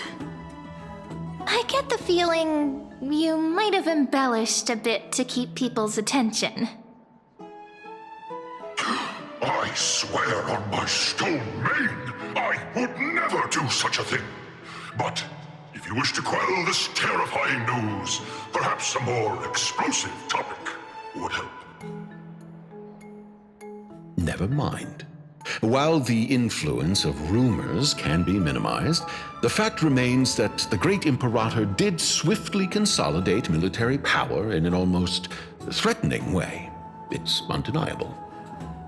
Heroes, I know the Imperator's way of doing things may seem a bit autocratic to outsiders, but soon you will witness her blade dance with enemies on the battlefield. I can't comment on the source of her loyalty, but when that blade is drawn, you two, as bright as you are, will surely see the deep thoughts beneath her exterior. The Imperator's blade. Is he talking about Miss Hysealin's? I sense some unease in Dux Helcolith's words. It seems the Imperator and Miss Hysealin's share a much deeper bond than the others do.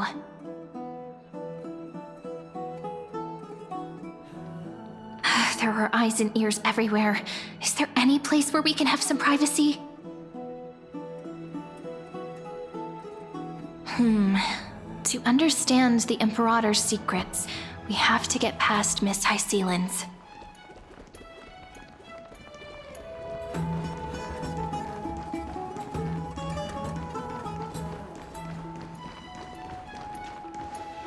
This place was your original bath chamber, perfect for avoiding prying eyes.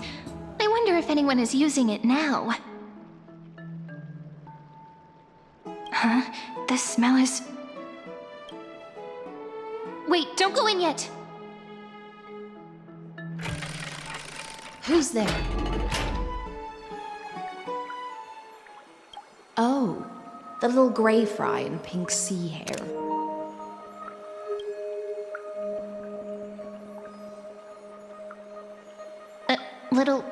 Little sea hair?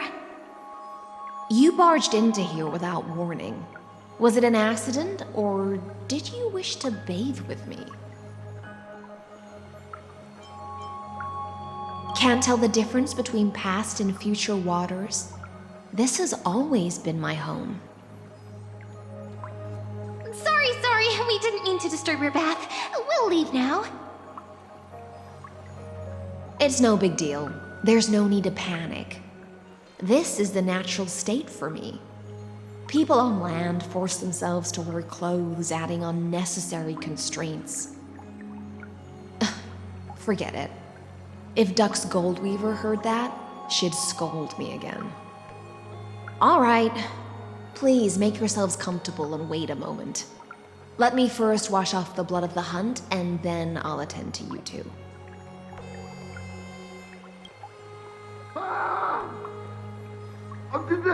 The delegate from Ladon has been assassinated! Quick! Quick, someone come quick! Ah, the broken crab shell surfaces. I was worried it had been washed away by the current.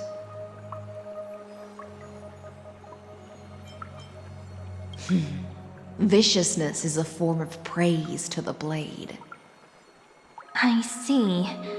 No wonder there was a faint smell of rust in the air before I even entered. Why? Is it because the Ladonians refused to contribute troops to the Flame Chase journey? Or just because they offended the Imperator?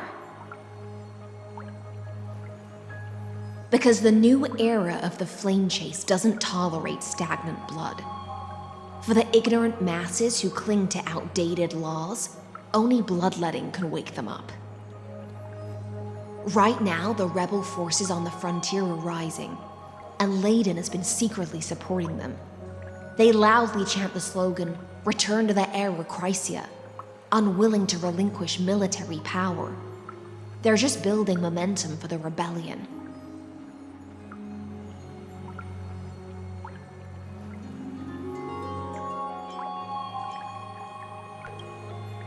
Thinking is a right given to citizens by the Imperator. I won't interfere with your thoughts. As long as you don't try to reverse the current of the times, you and I will both be free. But, Miss Hycelens, I can't even hear the slightest hint of joy in your words. Because I've already tasted ultimate freedom. Long, long ago, I lived in the sea. In that lightless abyss, far beyond civilization's reach, the great fish consumed the small, and when the great fish perished, their bodies became sustenance for the newborn, nourishing the whole ocean. This is the tide that carries civilization forward. Anyone may be devoured, or meet the fate of inevitable decay. Are you suggesting that ultimate freedom is in fact the cruelest fate for life? I only mean that if life wishes to preserve its dignity, it must first be bound by the law. There's no need for me to say more, Little Sea Hare. We're of one mind. Whether the Imperator's law can guide the schools of fish and lead us to a truly free ocean, let us wait and see. But for now, let's pause this heart-to-heart. Another fish has come, following the scent of blood. Being your subordinate is such a tragedy. I'm always having to worry about the messes you leave behind. It's simply our duty to the Imperator. All ready to go in an instant. Miss Hycelens, you truly are impossible to predict. Yet you, a golden trout who's always busy all day, suddenly have the time to visit me? Do you think I wanted to come? I suggest you burn some more of the incense offered by our allies, lest my creations be tainted by the reek of fish. I'm only here on the Imperator's behalf to remind you to prepare for the banquet. Fine. But I must retort. What you call the reek of fish, to me, is the unique fragrance of the sea.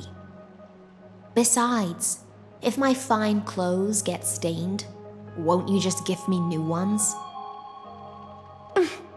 I won't.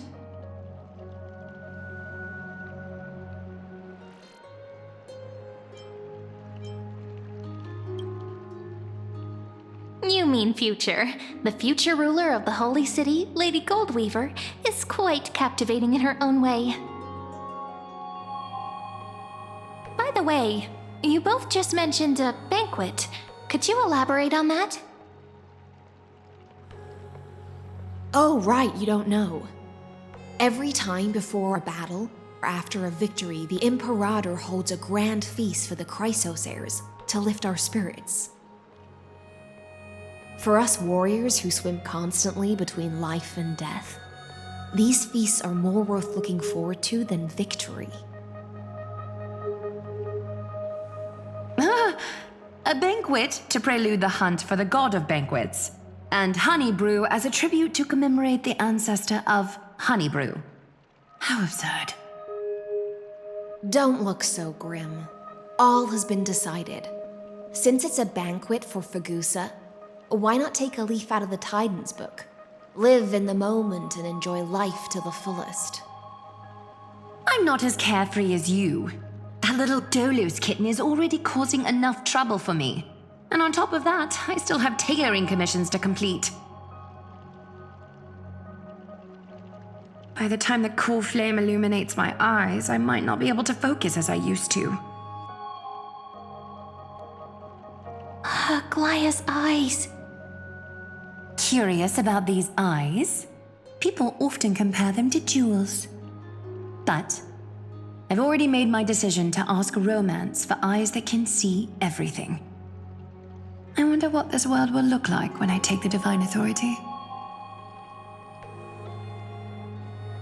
In the future, you will still be the finest weaver in the world.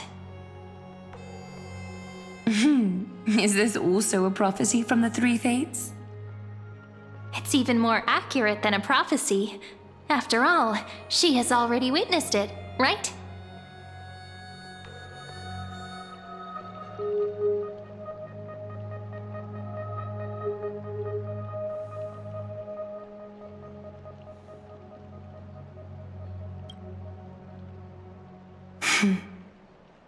Become a demigod and lose your humanity.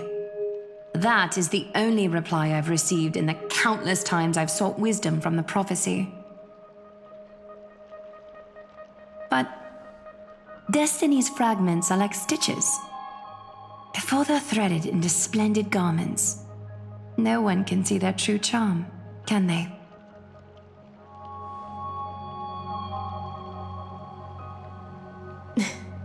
Aglaya has always been troubled by the divine duty she must bear. But thanks to you, she seems to be in much better spirits.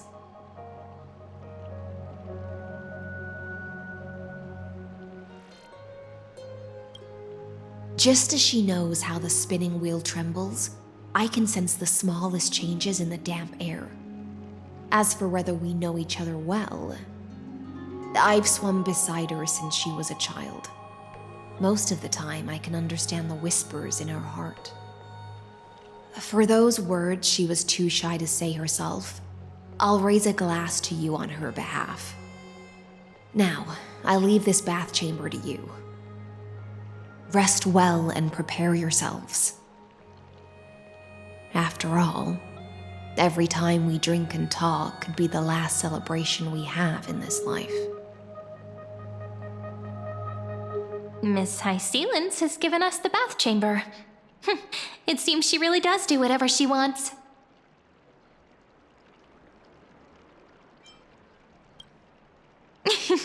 Yeah, in the future. But for now, we're at the mercy of the host, and she could return at any moment. If we're having an important discussion, we must remain vigilant.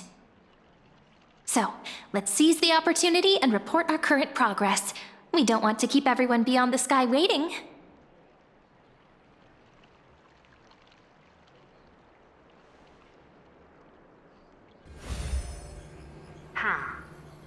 First, while that little empress with a candle stuck on her head didn't explicitly say it, she firmly rejected your request to take over the law. Fair enough. Second, Lygus is indeed in this timeline, but since he's somehow connected to that little empress, you have no way to find him. As expected. The road ahead will be long and difficult.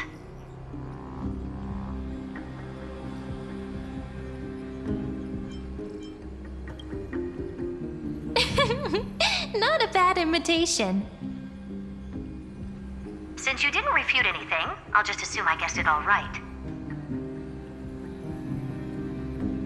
We've made some progress here too, but nothing to get too excited about. Our time is short, so let me summarize. Concerning the origin of that Intellitron, the firewall he created uses Catorzane algebraic expressions. But ever since Aiden invented the 9-worded formula, this kind of mathematical logic no longer exists in the cosmos. Lygus is definitely connected to the Genius Society, so stay alert.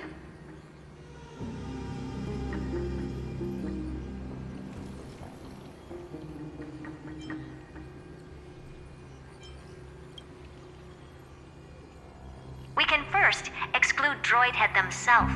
They specialize in minding their own business and wouldn't intervene personally. But Screwy and I are still eliminating possibilities one by one. Currently, the most likely candidates are these few. the Lord of Silence, Acha. Oh, the 2 Ruperts are also possible. But it would be too boring if it were one of them.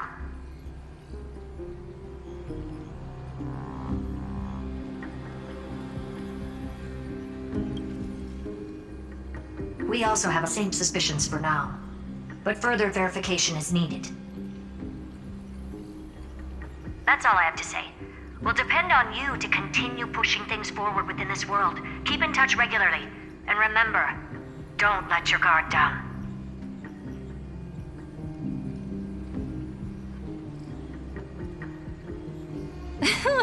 Madame Herta is a real whirlwind.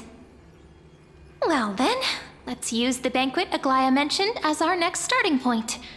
Ceridra's trusted followers should all be present at that time. It'll be a good opportunity to get closer to them.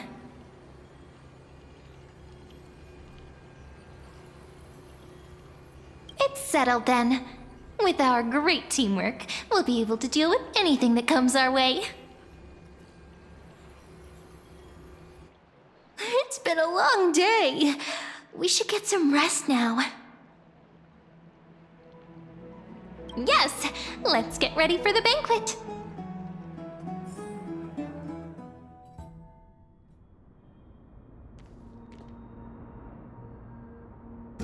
Look, the venue's right ahead.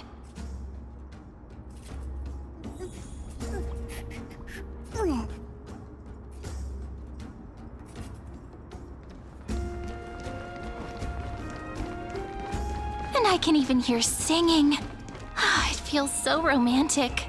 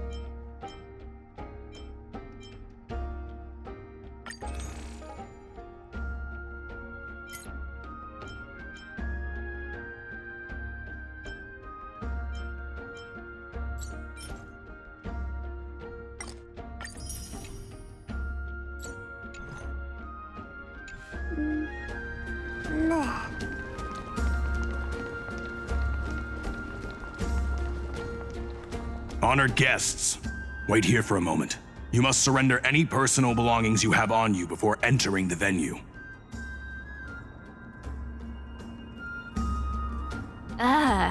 This hero always brings down the vibe whenever he shows up. The Imperator's elevated position means she must always remain meticulous and careful.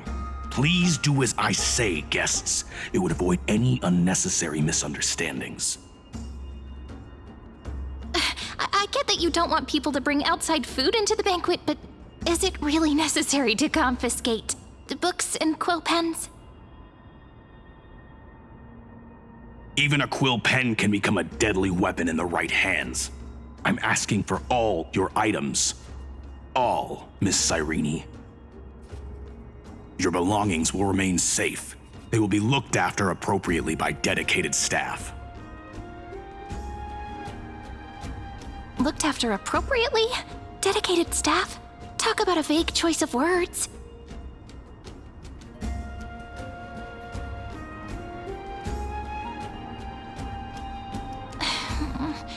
It seems like he's aiming specifically for the chronocognitive anchor.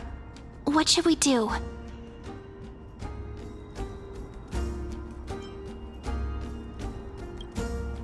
My gut feeling, huh? Why don't we go with their plan and hand over the chronocognitive anchor to be looked after? After all, if the little Imperator is paying this much attention to you, she probably already knows all about our whispered conversation with the geniuses. I can pretty much guess what'll happen next. But that's actually gonna be our shortcut, right? Guests. All right, we'll listen to you. Here you go. Also, please pass on a message to the Imperator from us. She can trust my friend, anywhere, anytime. Thank you for your cooperation. The Imperator has some urgent business she needs to attend to and will arrive shortly. Why don't you head in with the other guests first and enjoy the feast? Isn't Saridra supposed to be the focus of the banquet? But she's not even here. Why is it so difficult to talk to her? Is there anything else we can help you with, dear guests? Or do you want me to recount the great Imperator's heroic deeds?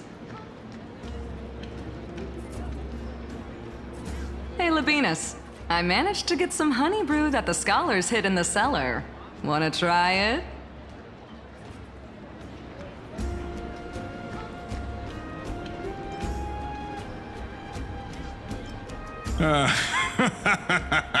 I'd never refuse to share a drink with Dux Brumalis, especially if she seeks me out first.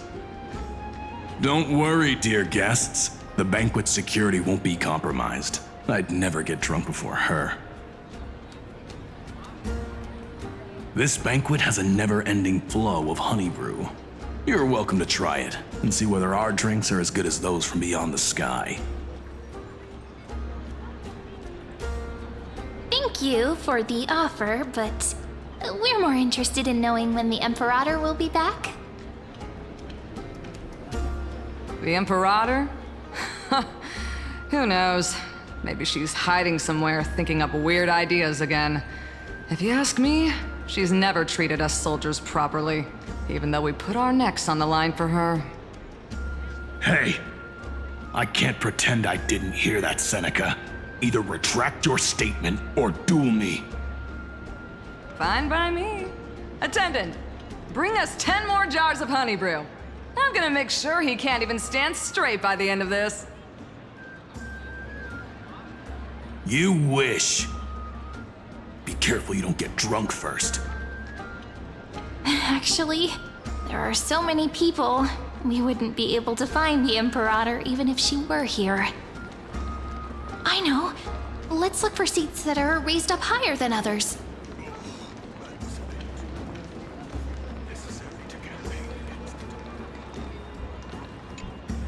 Aggie, if you can't get used to the honey brew, we will go ask for a pot and cook some oatmeal for you. No need for that. This banquet is just too loud. And nothing and no one here is interesting. I just don't really want to be here. Lies! You were pretty energized when you came back from the bath chamber. Let me guess. Are you worrying about someone? About High Sealins?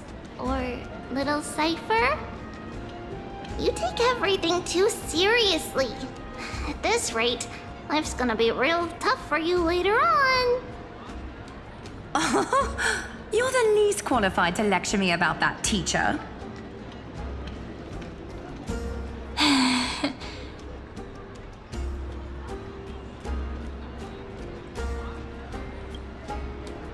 Dear guests, are you here for us? I mean, are you here for Treeby or Aggie? No. I'm just wondering whether you've seen the Imperator. The Imperator? No, we haven't. Our sovereign has always acted however she pleases. Though she gave us ranks, she'd never tell anyone her whereabouts. Perhaps the only thing she tolerates are chess pieces.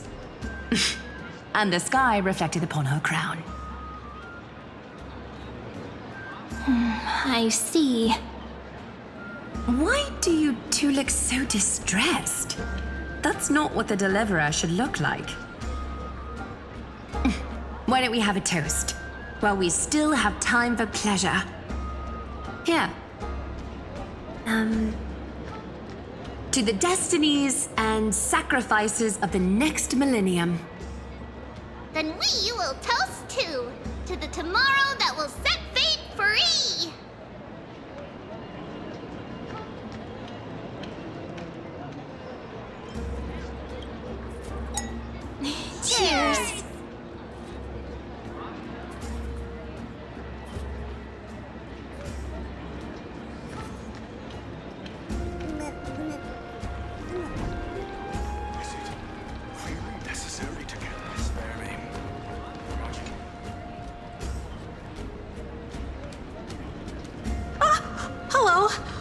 welcome to the banquet.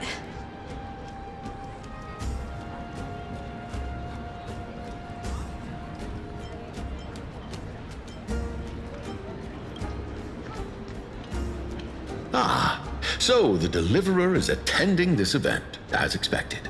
Little Virginia here was just wondering whether she should go find you. As the great Imperator's historian, I'm responsible for composing poems and songs for everyone in the Flame Chase army. But I have no idea how I should record myself in the annals. Little Virginia is wondering whether you can let slip a hint or two about her future, so she can find some inspiration to write about herself. That doesn't sound like a good idea. Besides, we don't even know her in the future. But she'll probably get really disappointed if we tell her that. What should we do?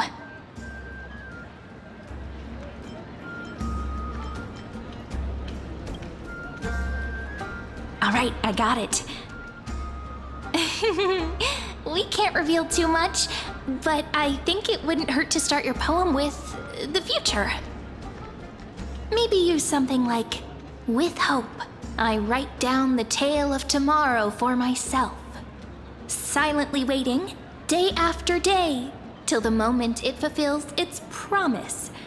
How's that? Oh, that's exactly what I'm after. I'm so inspired. Thank you so much. I feel like I can actually finish composing the heroic saga of Flame Chase once we end this campaign.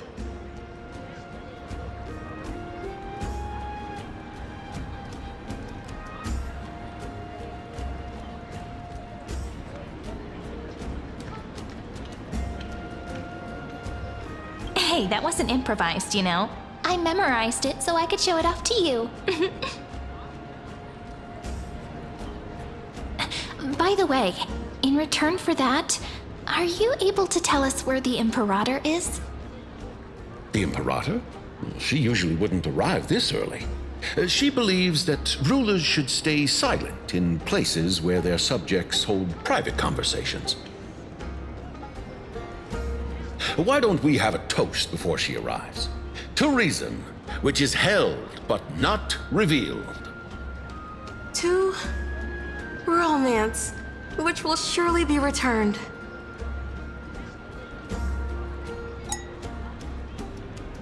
Greyfry, a little sea hare. Please come over and share the delicacies of the deep sea with me.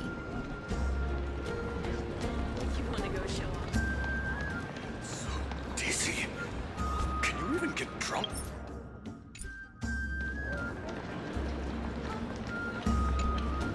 You two have been wandering around the venue as if you have something on your mind.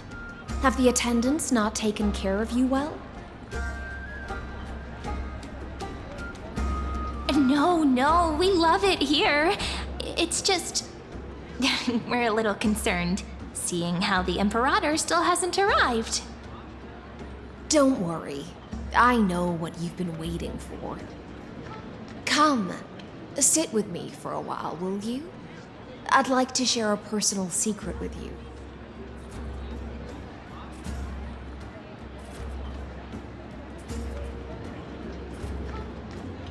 See here? This is Fagusa's dew of divine blood, the sweetest of all the 12 bottles. On the night before such a historical event, I'd like to share this marvelous drink with the Deliverer. Doesn't this count as bringing in outside food? I knew that security check was targeted at us. What's the matter, guests? Oh, we're simply overwhelmed by such an honor. Are you worried that I might have poisoned the dew? Well then, let me prove my innocence.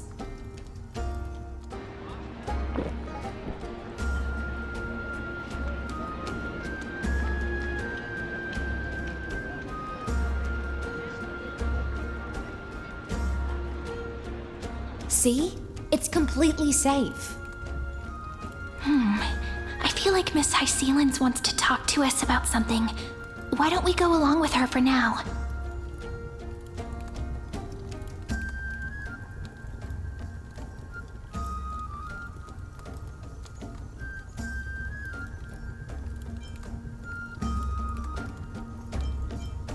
Worry not, honeydew's not alcohol.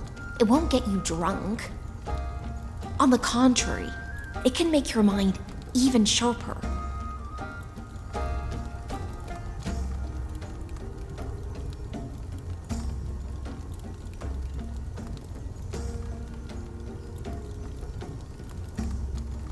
Please, have a taste. Would you like some too, little Sierra? I can drink it myself.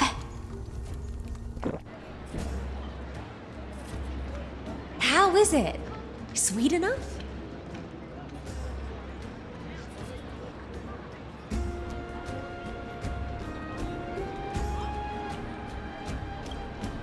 Calm at times, tempestuous at others.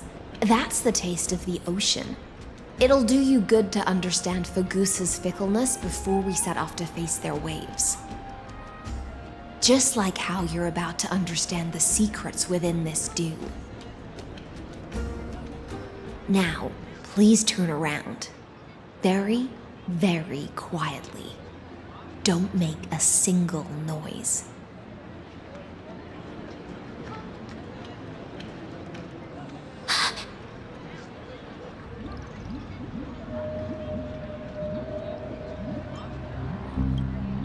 The dew of other gods all intoxicate humans, but the god of banquets dew is an antidote that can awaken humans from a sea siren's enchanting song. Since the start of this banquet, all the guests have been under the spell of my song. None of them can see the Imperator and that Fioros. But you two, I wish for you to see the truth. Is this also what the Imperator wants? This is my personal request. I can't bring myself to trust that Fioros. The Flame Chase army changed after he descended with Orynyx's divination and brought the prophecy of the stars to Akama. His seductive whispers harbor something malicious within and will ensnare those of us blinded by ambition. You are the deliverers of the prophecy and know about him far more than I do. Perhaps only you can find traces of the truth from his actions and words. Then we can show the Imperator the right path forward. Oh, but isn't this acting behind her back? Amphorius has become far too weak. Even heroic actions protecting her from harm must be conducted under the water's surface. I am the Imperator's blade, and I must clear the way for her while remaining concealed in the torrents. Then, ensure I'm pointing my sword towards the true enemy. Can you promise me something, Miss Hysealins? Ask away. My friend has in fact come here to stop that villain's evil scheme. Our goals are aligned. But as to the decision the Imperator must make, she has no wish to transgress her authority. We just want to tell her everything we know. I believe the Imperator will be able to tell right from wrong. I never doubted your loyalty. I'll pass your words faithfully on to her. Provided we can gain the advantage in this tug of war, that is.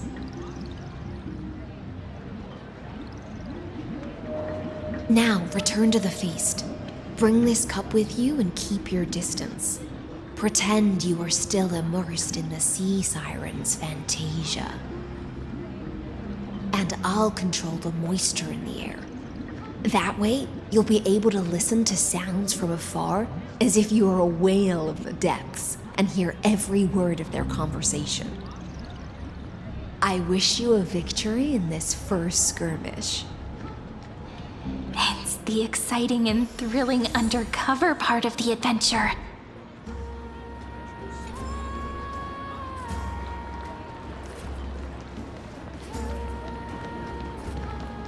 Let's mingle in the crowds here. Relax. Relax. Try to act natural. Where's the Imperator? Still not here. That little imp is always acting so high and mighty towards everyone. Today, I will. Whatever. Pour me another cup. Though she has succumbed to drunkenness, she still does not dare challenge your authority. A criticism of my height is a grave enough insult already. She should be dismembered.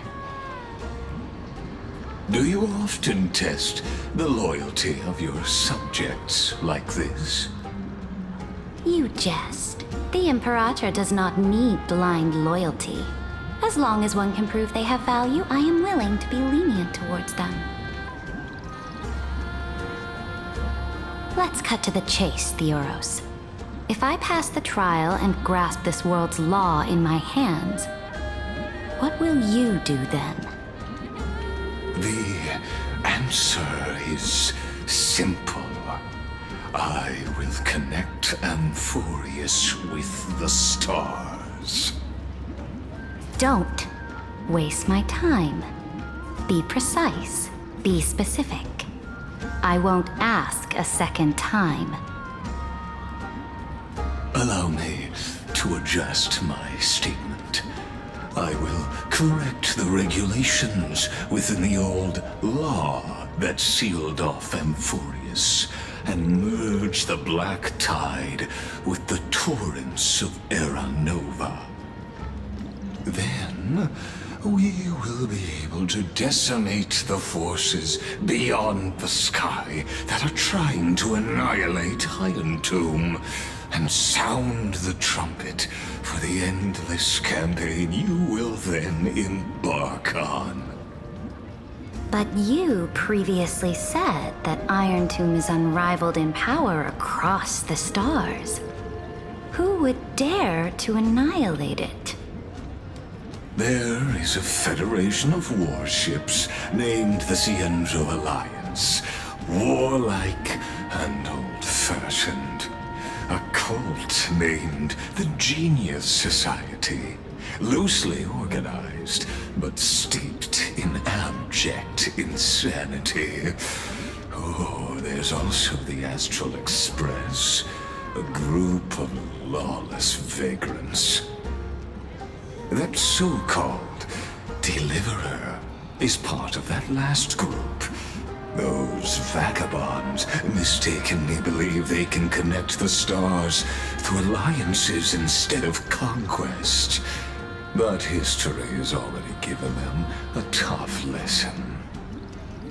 There are countless other organizations besides, but when the Lord Ravager sweeps across the cosmos, they will certainly all bow before your empire of destruction. The Achaemen Alliance is invincible! If those civilizations are not as feeble as you describe, then they may still have some value in testing the quality of my blade. That being said, even the smallest and weakest city-states should build an obelisk to the Imperator, so that their people can constantly recall the glory of her conquests. Walk a little longer with me, Theoros. I don't like how this is going. Our little Imperator seems fascinated by the destruction. Great fight! Little sea hare? It seems like they're still talking. Get closer. I'll keep carrying their voices to you.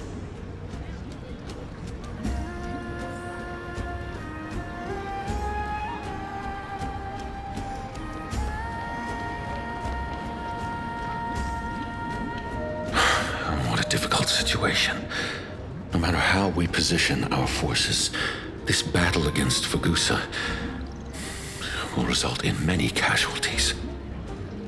That's not something you or I should consider. The Imperator has already placed the chess pieces. We just need to fight for her until our last breath. How astonishing. The commanders under you have such different personalities, yet they share the same loyalty.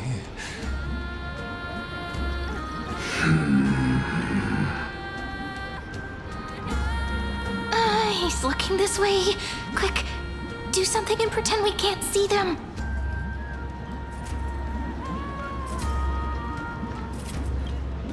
So, you have this super duper speedy rotation of destruction into Amphorius? Oh. Huh? Oh, I got it. It's that thing, right? Oh, the one behind the research and development of this golden blood principle is Idonia's manager. Oh dear. Seems like you've met your match, partner. I'm so full of inspiration right now, and I feel so light. What's the matter? My apologies. I was just checking whether everything was fine with those two distinguished guests of yours. And it seems like all is well. Let us continue our previous conversation regarding the soldiers fighting for you. Are they aware of the price they must pay for the trial of law? If I recall correctly, you've already lost a bout against Talanton due to offering insufficient sacrifices.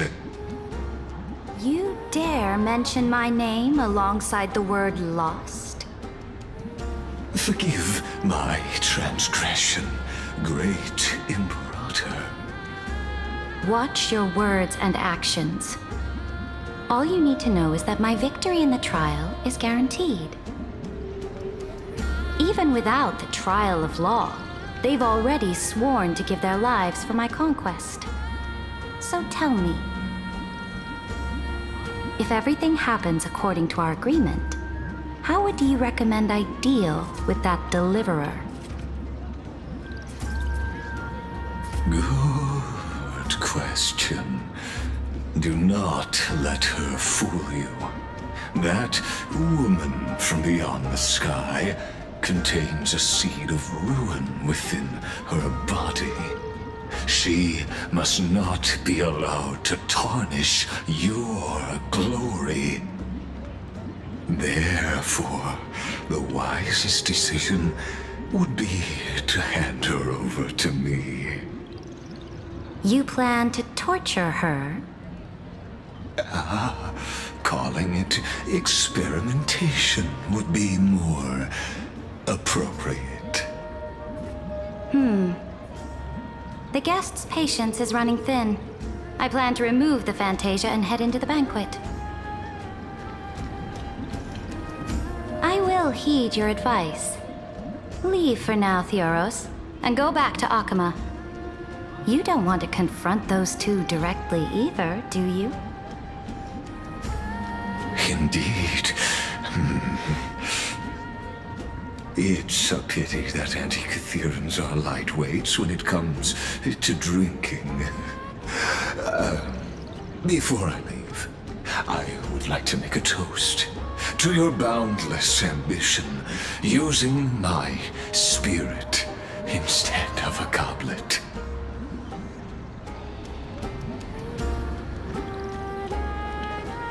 As I expected, that Theoros' schemes have been revealed. Thank you for your bravery, guests. It's time for me to dispel the Fantasia. This will be the Imperator's last public address before we head off.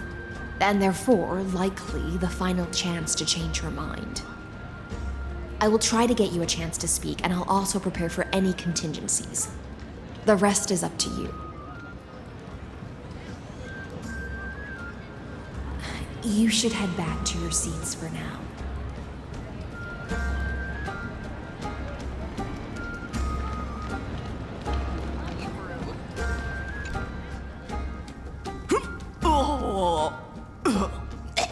This honey brew sure wears off fast.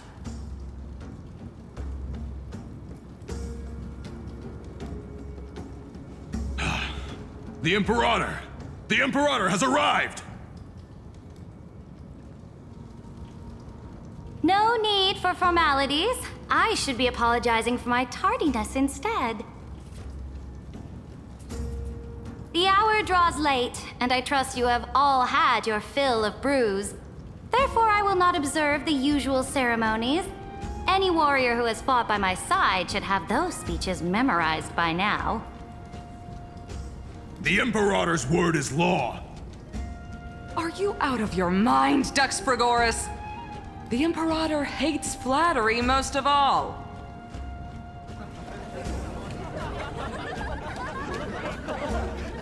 A joyous atmosphere is a better fit for showing me your resolve.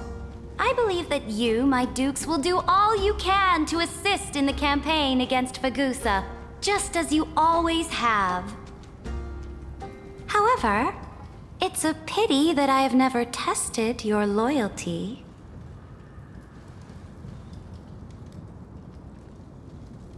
What does she mean?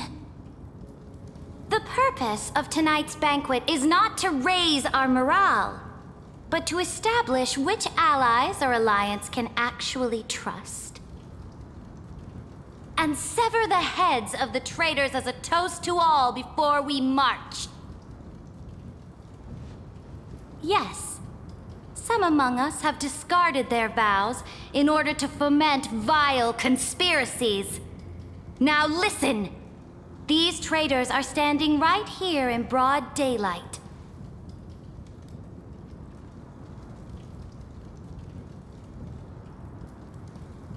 Dux Gladiorum Hycelens. She used the Sea Siren song to immerse the crowds in an illusion and conceal her whereabouts. She then worked with those from beyond the sky to spy on confidential matters, hoping to rob the core flame by force and harm me, the Imperator!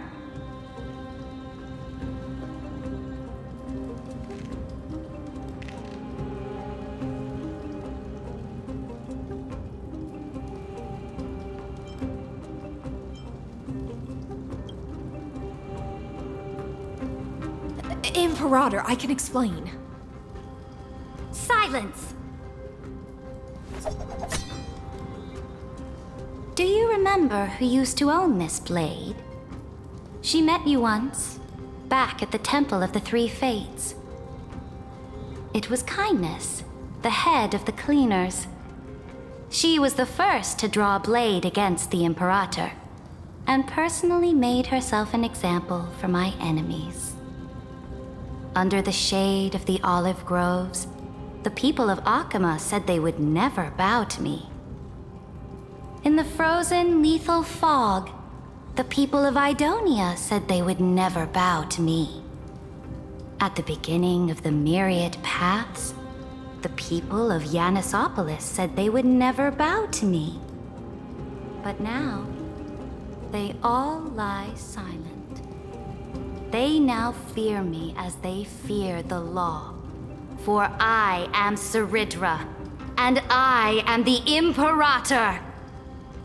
If you have any last words, say them to the Imperator. Then, face her judgment. After I cross this river, it will be a tragedy for mankind. But if I do not cross, then it will be the end of me. If you are ready, then I'll follow you and fight to the last. Deliverer.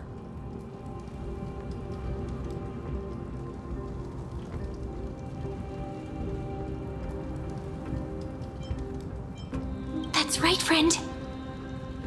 Now, use your identity and add in a bit of experience and charm and testify to the Imperator as we promised.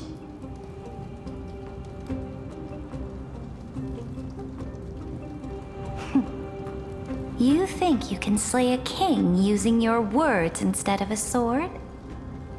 I'll have it. Show me the weight of rhetoric from beyond the sky. Will it weigh heavier than 3 human lives? Let's try to watch our words carefully.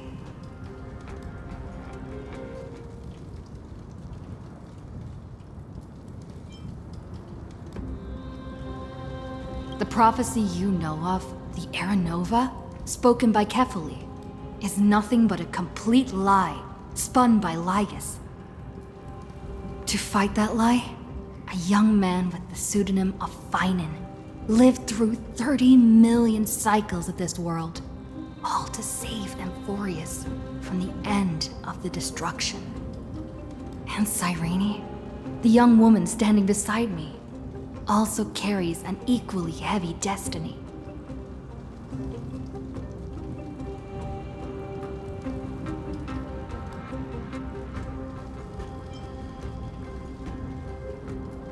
Iron Tomb is the ultimate end of Amphorius' destiny. It is an embodiment of pure horror that walks the path of destruction and can never be tamed. That is the only thing Lygus cares about. As for Amphorius, pure glory and campaigns, he doesn't care about any of those. He will most certainly betray you. When that time comes, all of us will be ground to dust by the destruction.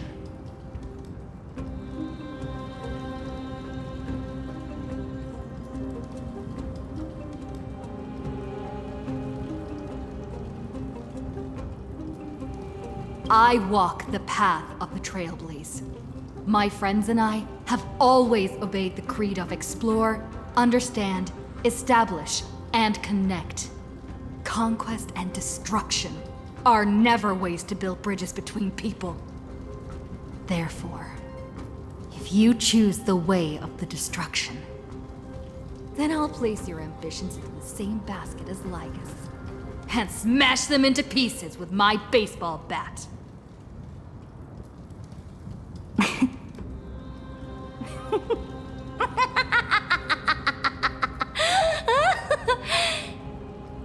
That was truly a chaotic speech. All that needs to be said has been said. Dux for Goris, Dux for Malus, escort the traitors to the prison.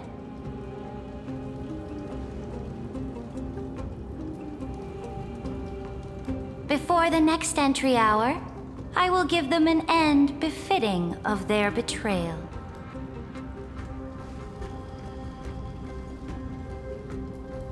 Oh, great Imperator, your ambition certainly eclipses all things. You're still here, Theoros. Of course. As the Theoros, I simply cannot miss this moment, miss witnessing the fall of a nameless one.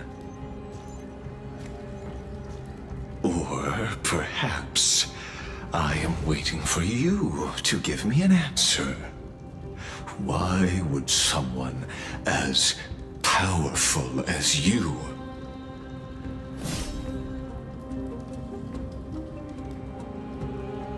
use such a clumsy excuse as imprisonment to ensure the Deliverer's safety?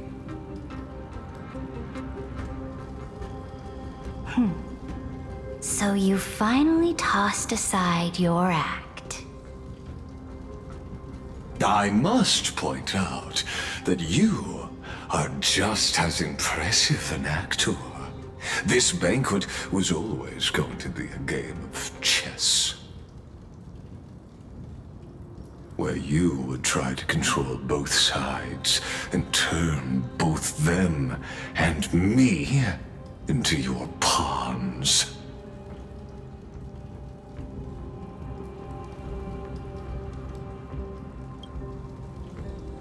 That's right.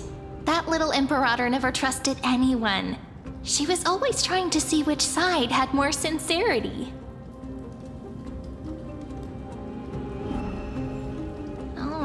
All right, we'll listen to you. Here you go. Also, please pass on a message to the Imperator from us. She can trust my friend, anywhere, anytime.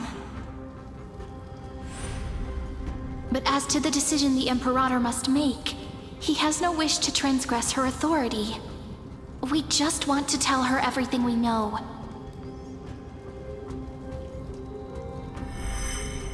Now, use your identity and add in a bit of experience and charm and testify to the Imperator as we promised. And we won. Sincerity will always remain the greatest shortcut to people's hearts. I can toss your words right back at you, like Kyrgyz. Why would someone as powerful as you pretend to be immortal and kneel before me? Unless you enjoy giving flattery and prostrating yourself. You are mistaken. I am only trying to ensure the experiment's autonomy, meticulousness, and perfection, thus avoiding any unexpected outcomes. A forceful intervention will only create larger errors, reduce efficiency, and introduce ugliness. Had you fulfilled your promise of giving the law to me and completing the Era Nova, then the Amphorius would not have deviated from destiny's course. Oh, but you broke your promise. What a pity. In that case, I must carry out my duty as the administrator and eradicate all factors steering the experiment out of control. Factors such as you and her. Careful. Careful. What was that voice? Was it Orynyx? I found you. I finally found you. Be careful. This land will face disaster.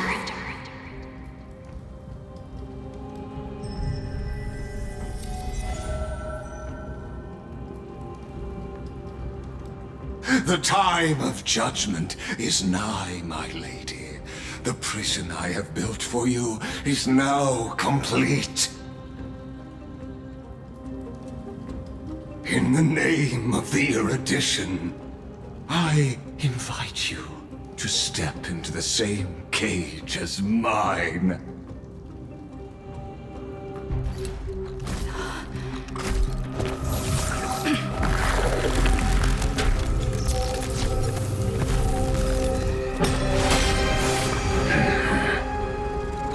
What's the meaning of this, Imperator? I did not permit you to act. A ruler is the only one who can decide their subject's destiny. But, great Imperator, what judges destiny is not the ruler,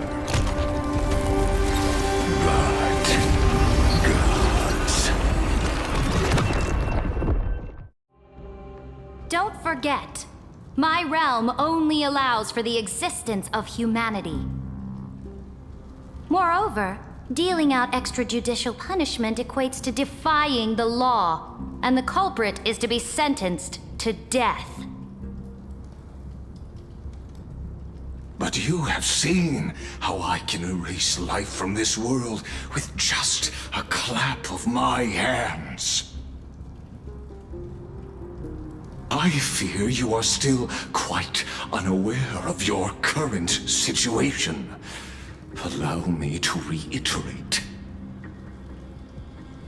I am giving you a simple choice. To collaborate or to be destroyed. There is no other way. Shameless behavior. If that were true, you would have killed me long ago. You, in fact, cannot kill me. I guessed it the first time I beheaded you. Because of the law, you cannot be completely destroyed. And the same is true of the Chrysos heirs.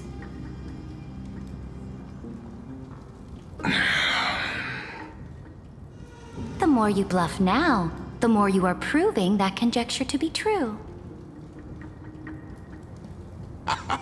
What magnificent foresight!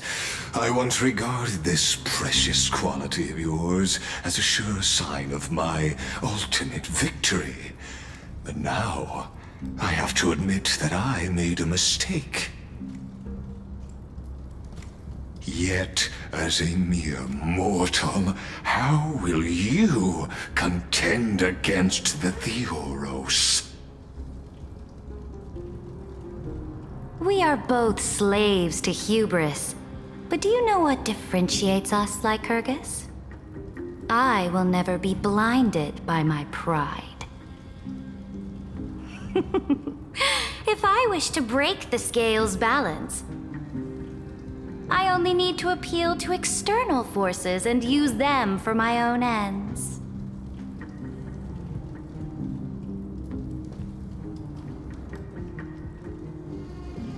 Finally, we get to meet face to face, Senior Society member.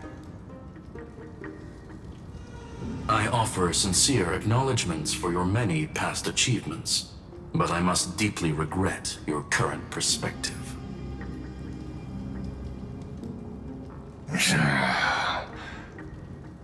Trust me when I say that you aren't the only one feeling regret right now, Screwlum. So you two are the allies from beyond the sky the Deliverer spoke of, and why she demanded the divine authority of law.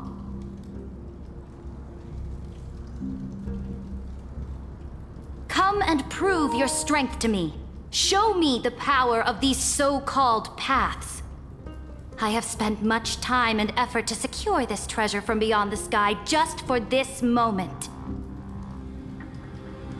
In the name of the Sovereign of Planet Screwlum, your allies have responded to your call, esteemed Imperator. Please allow me to spell the situation out for you, Lord Lygus. Permission to read the ultimate protocol is already in my hands. It'll only be a matter of time before we acquire the authority to write and execute commands as well. There's no way the Flame Chase journey will continue after you've burnt your bridges so thoroughly like this. Do you really think you can still win? Oh, seriously. Don't embarrass the Society.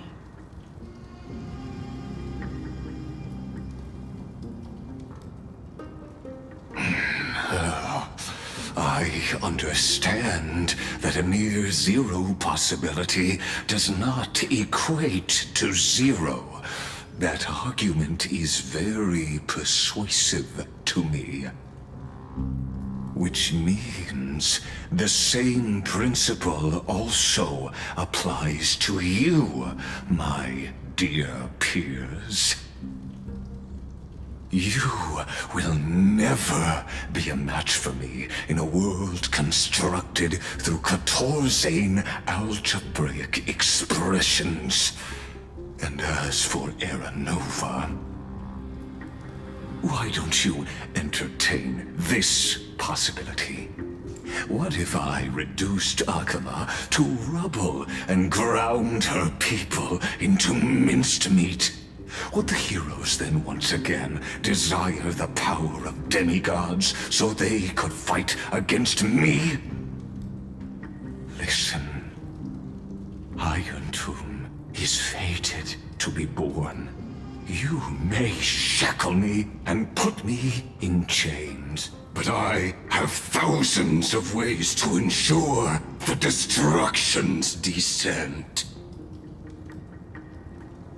And what I just mentioned is only one out of those thousands.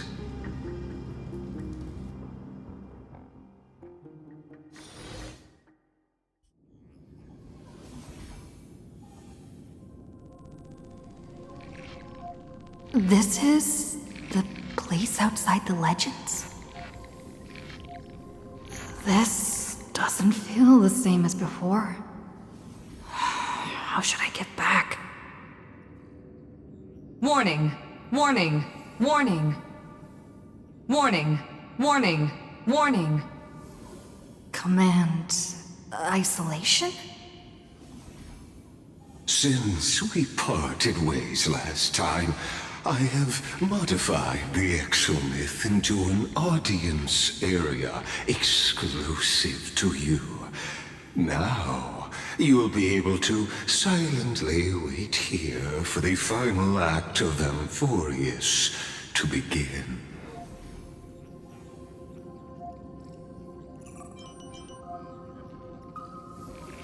Oh, we always feel so powerless before fate, don't we?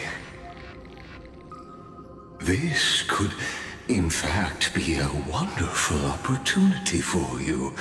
From the audience's perspective, you may better observe the workings of the erudition at a macroscopic level. In this place where time flows far slower than within Amphorius, you will witness the end of that world's saga.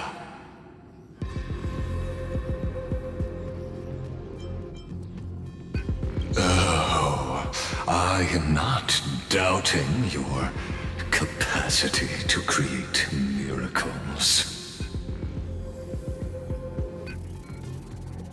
The answer concerning the prime mover of life and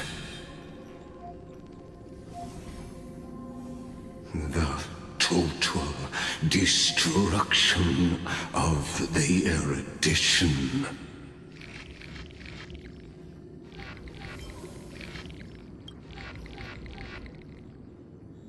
Do you see me as their faithful disciple?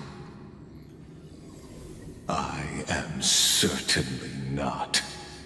I have tried so hard to ensure Iron Tomb's birth, just so that I can correct the error named erudition that humanity crafted with their own hands.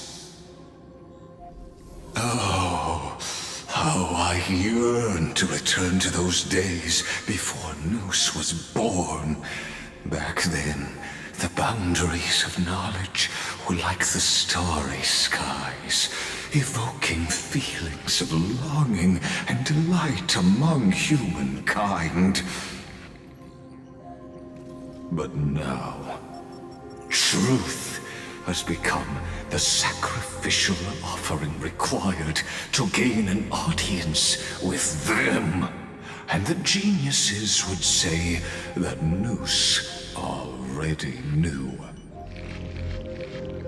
That arrogant Eon was born from the primal mobile of humans' desire for knowledge, yet they themselves sealed off humanity's capacity to seek enlightenment.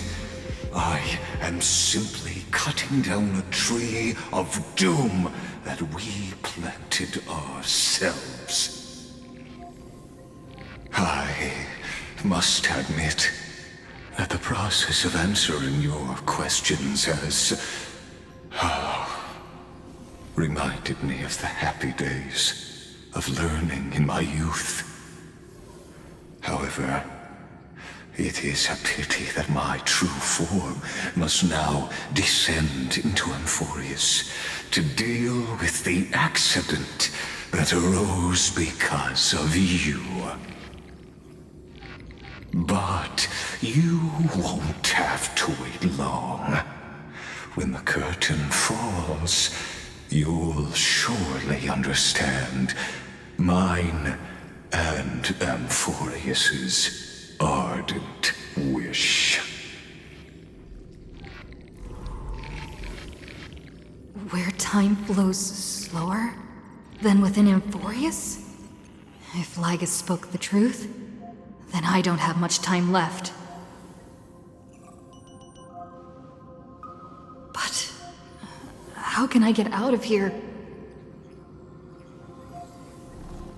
Can you hear me? Little one. Is that Herta's voice? Warning! Warning! Warning! Hurry up! Put some speed into it! I can't keep this up for much longer! That old Intellitron overlooked one little detail, and Screwy and I finally found an opportunity. Let's keep it short. While you were gone, well, in those few years, Amphorius... Yes, time dilation, resulting in an uneven flow. Don't you know this already? Let's stick to the main points. The Chrysos heirs activated the chronocognitive anchor and helped Skrullum and me open a hole in the firewall. We made some adjustments, so he can't attack us immediately, but it won't hold for long. Critical warning. Critical warning. Time is running out. Here's the conclusion. It'll probably take a long time for Screwy and me to completely break this cage before Chrysos heirs have a full grasp of the law. To be safe, we'll continue to launch side-channel attacks on the system to give you opportunities to escape. You need to seize these opportunities. So start moving, and find a way to pull off a magnificent jailbreak. We detected another Path's influence. Critical warning. Critical warning. Its power is strong. May be able to help use the Path's power. Make it detect you. Unauthorized communication terminated. Is Herta saying a certain Path's faction has arrived in Amphorius? And I can ask them for help? I mastered the powers of different paths in my previous journeys. Think hard and figure out exactly which faction has arrived at Amphorius, and which path's power I should use to call for reinforcements. Are these showing my memories?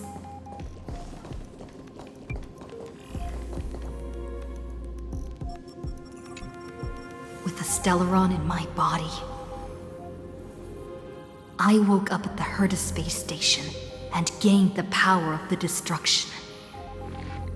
A world that'll give rise to a Lord Ravager would definitely draw the attention of the destruction. The Stellaron in my belly is gonna be super useful. But what if I end up pulling in the Antimatter Legion or the Annihilation Gang? Can they really help?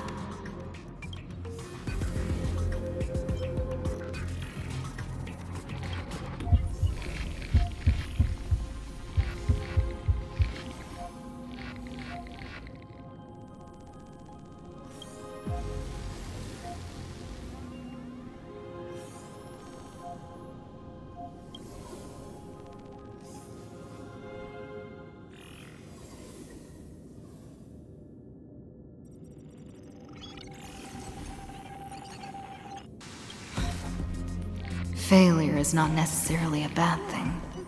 This power wasn't gonna call up anyone nice after all. I obtained the flaming lance left by the architects, and gained the power of the preservation in Belobog. That's right! No matter how far away a planet is, the IPC is guaranteed to pay attention, as long as there's a business opportunity. Isn't Amphorius a pristine and untapped market? Besides, even if I can't call up my friends from the IPC, the architects and the nomadic miners should be able to help too. There are definitely cities and ores in this world.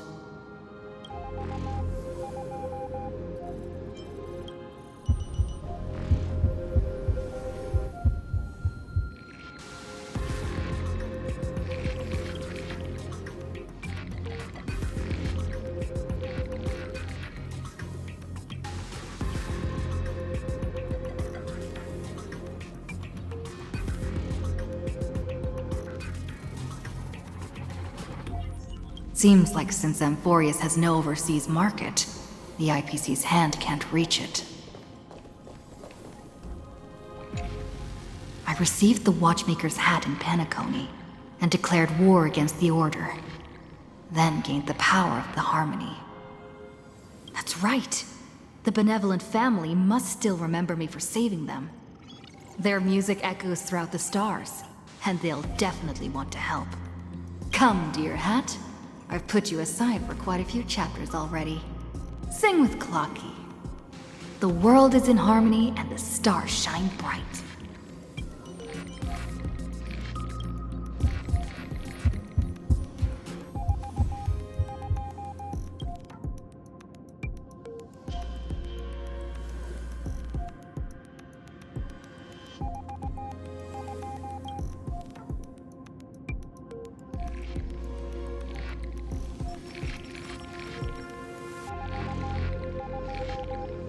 Doesn't Lygus want this story to have background music? He has such terrible taste.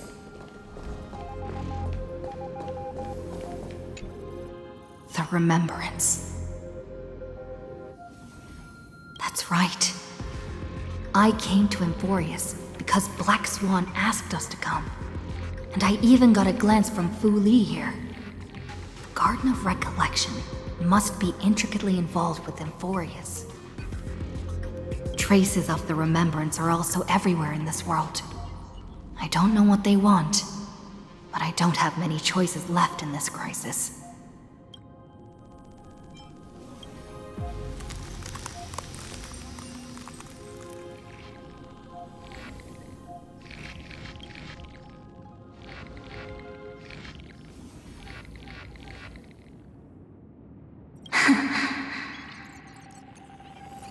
I finally found you. Following the sound of memories. A Pathstrider walking both the Remembrance and the Trailblaze.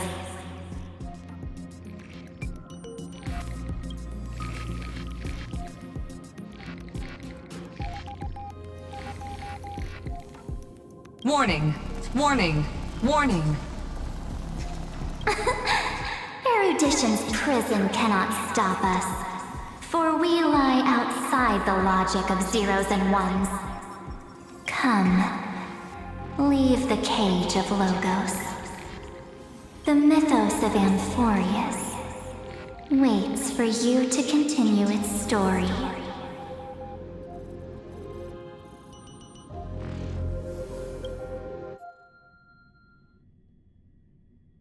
When that brightest star, that star heralding the dawn, finally rises,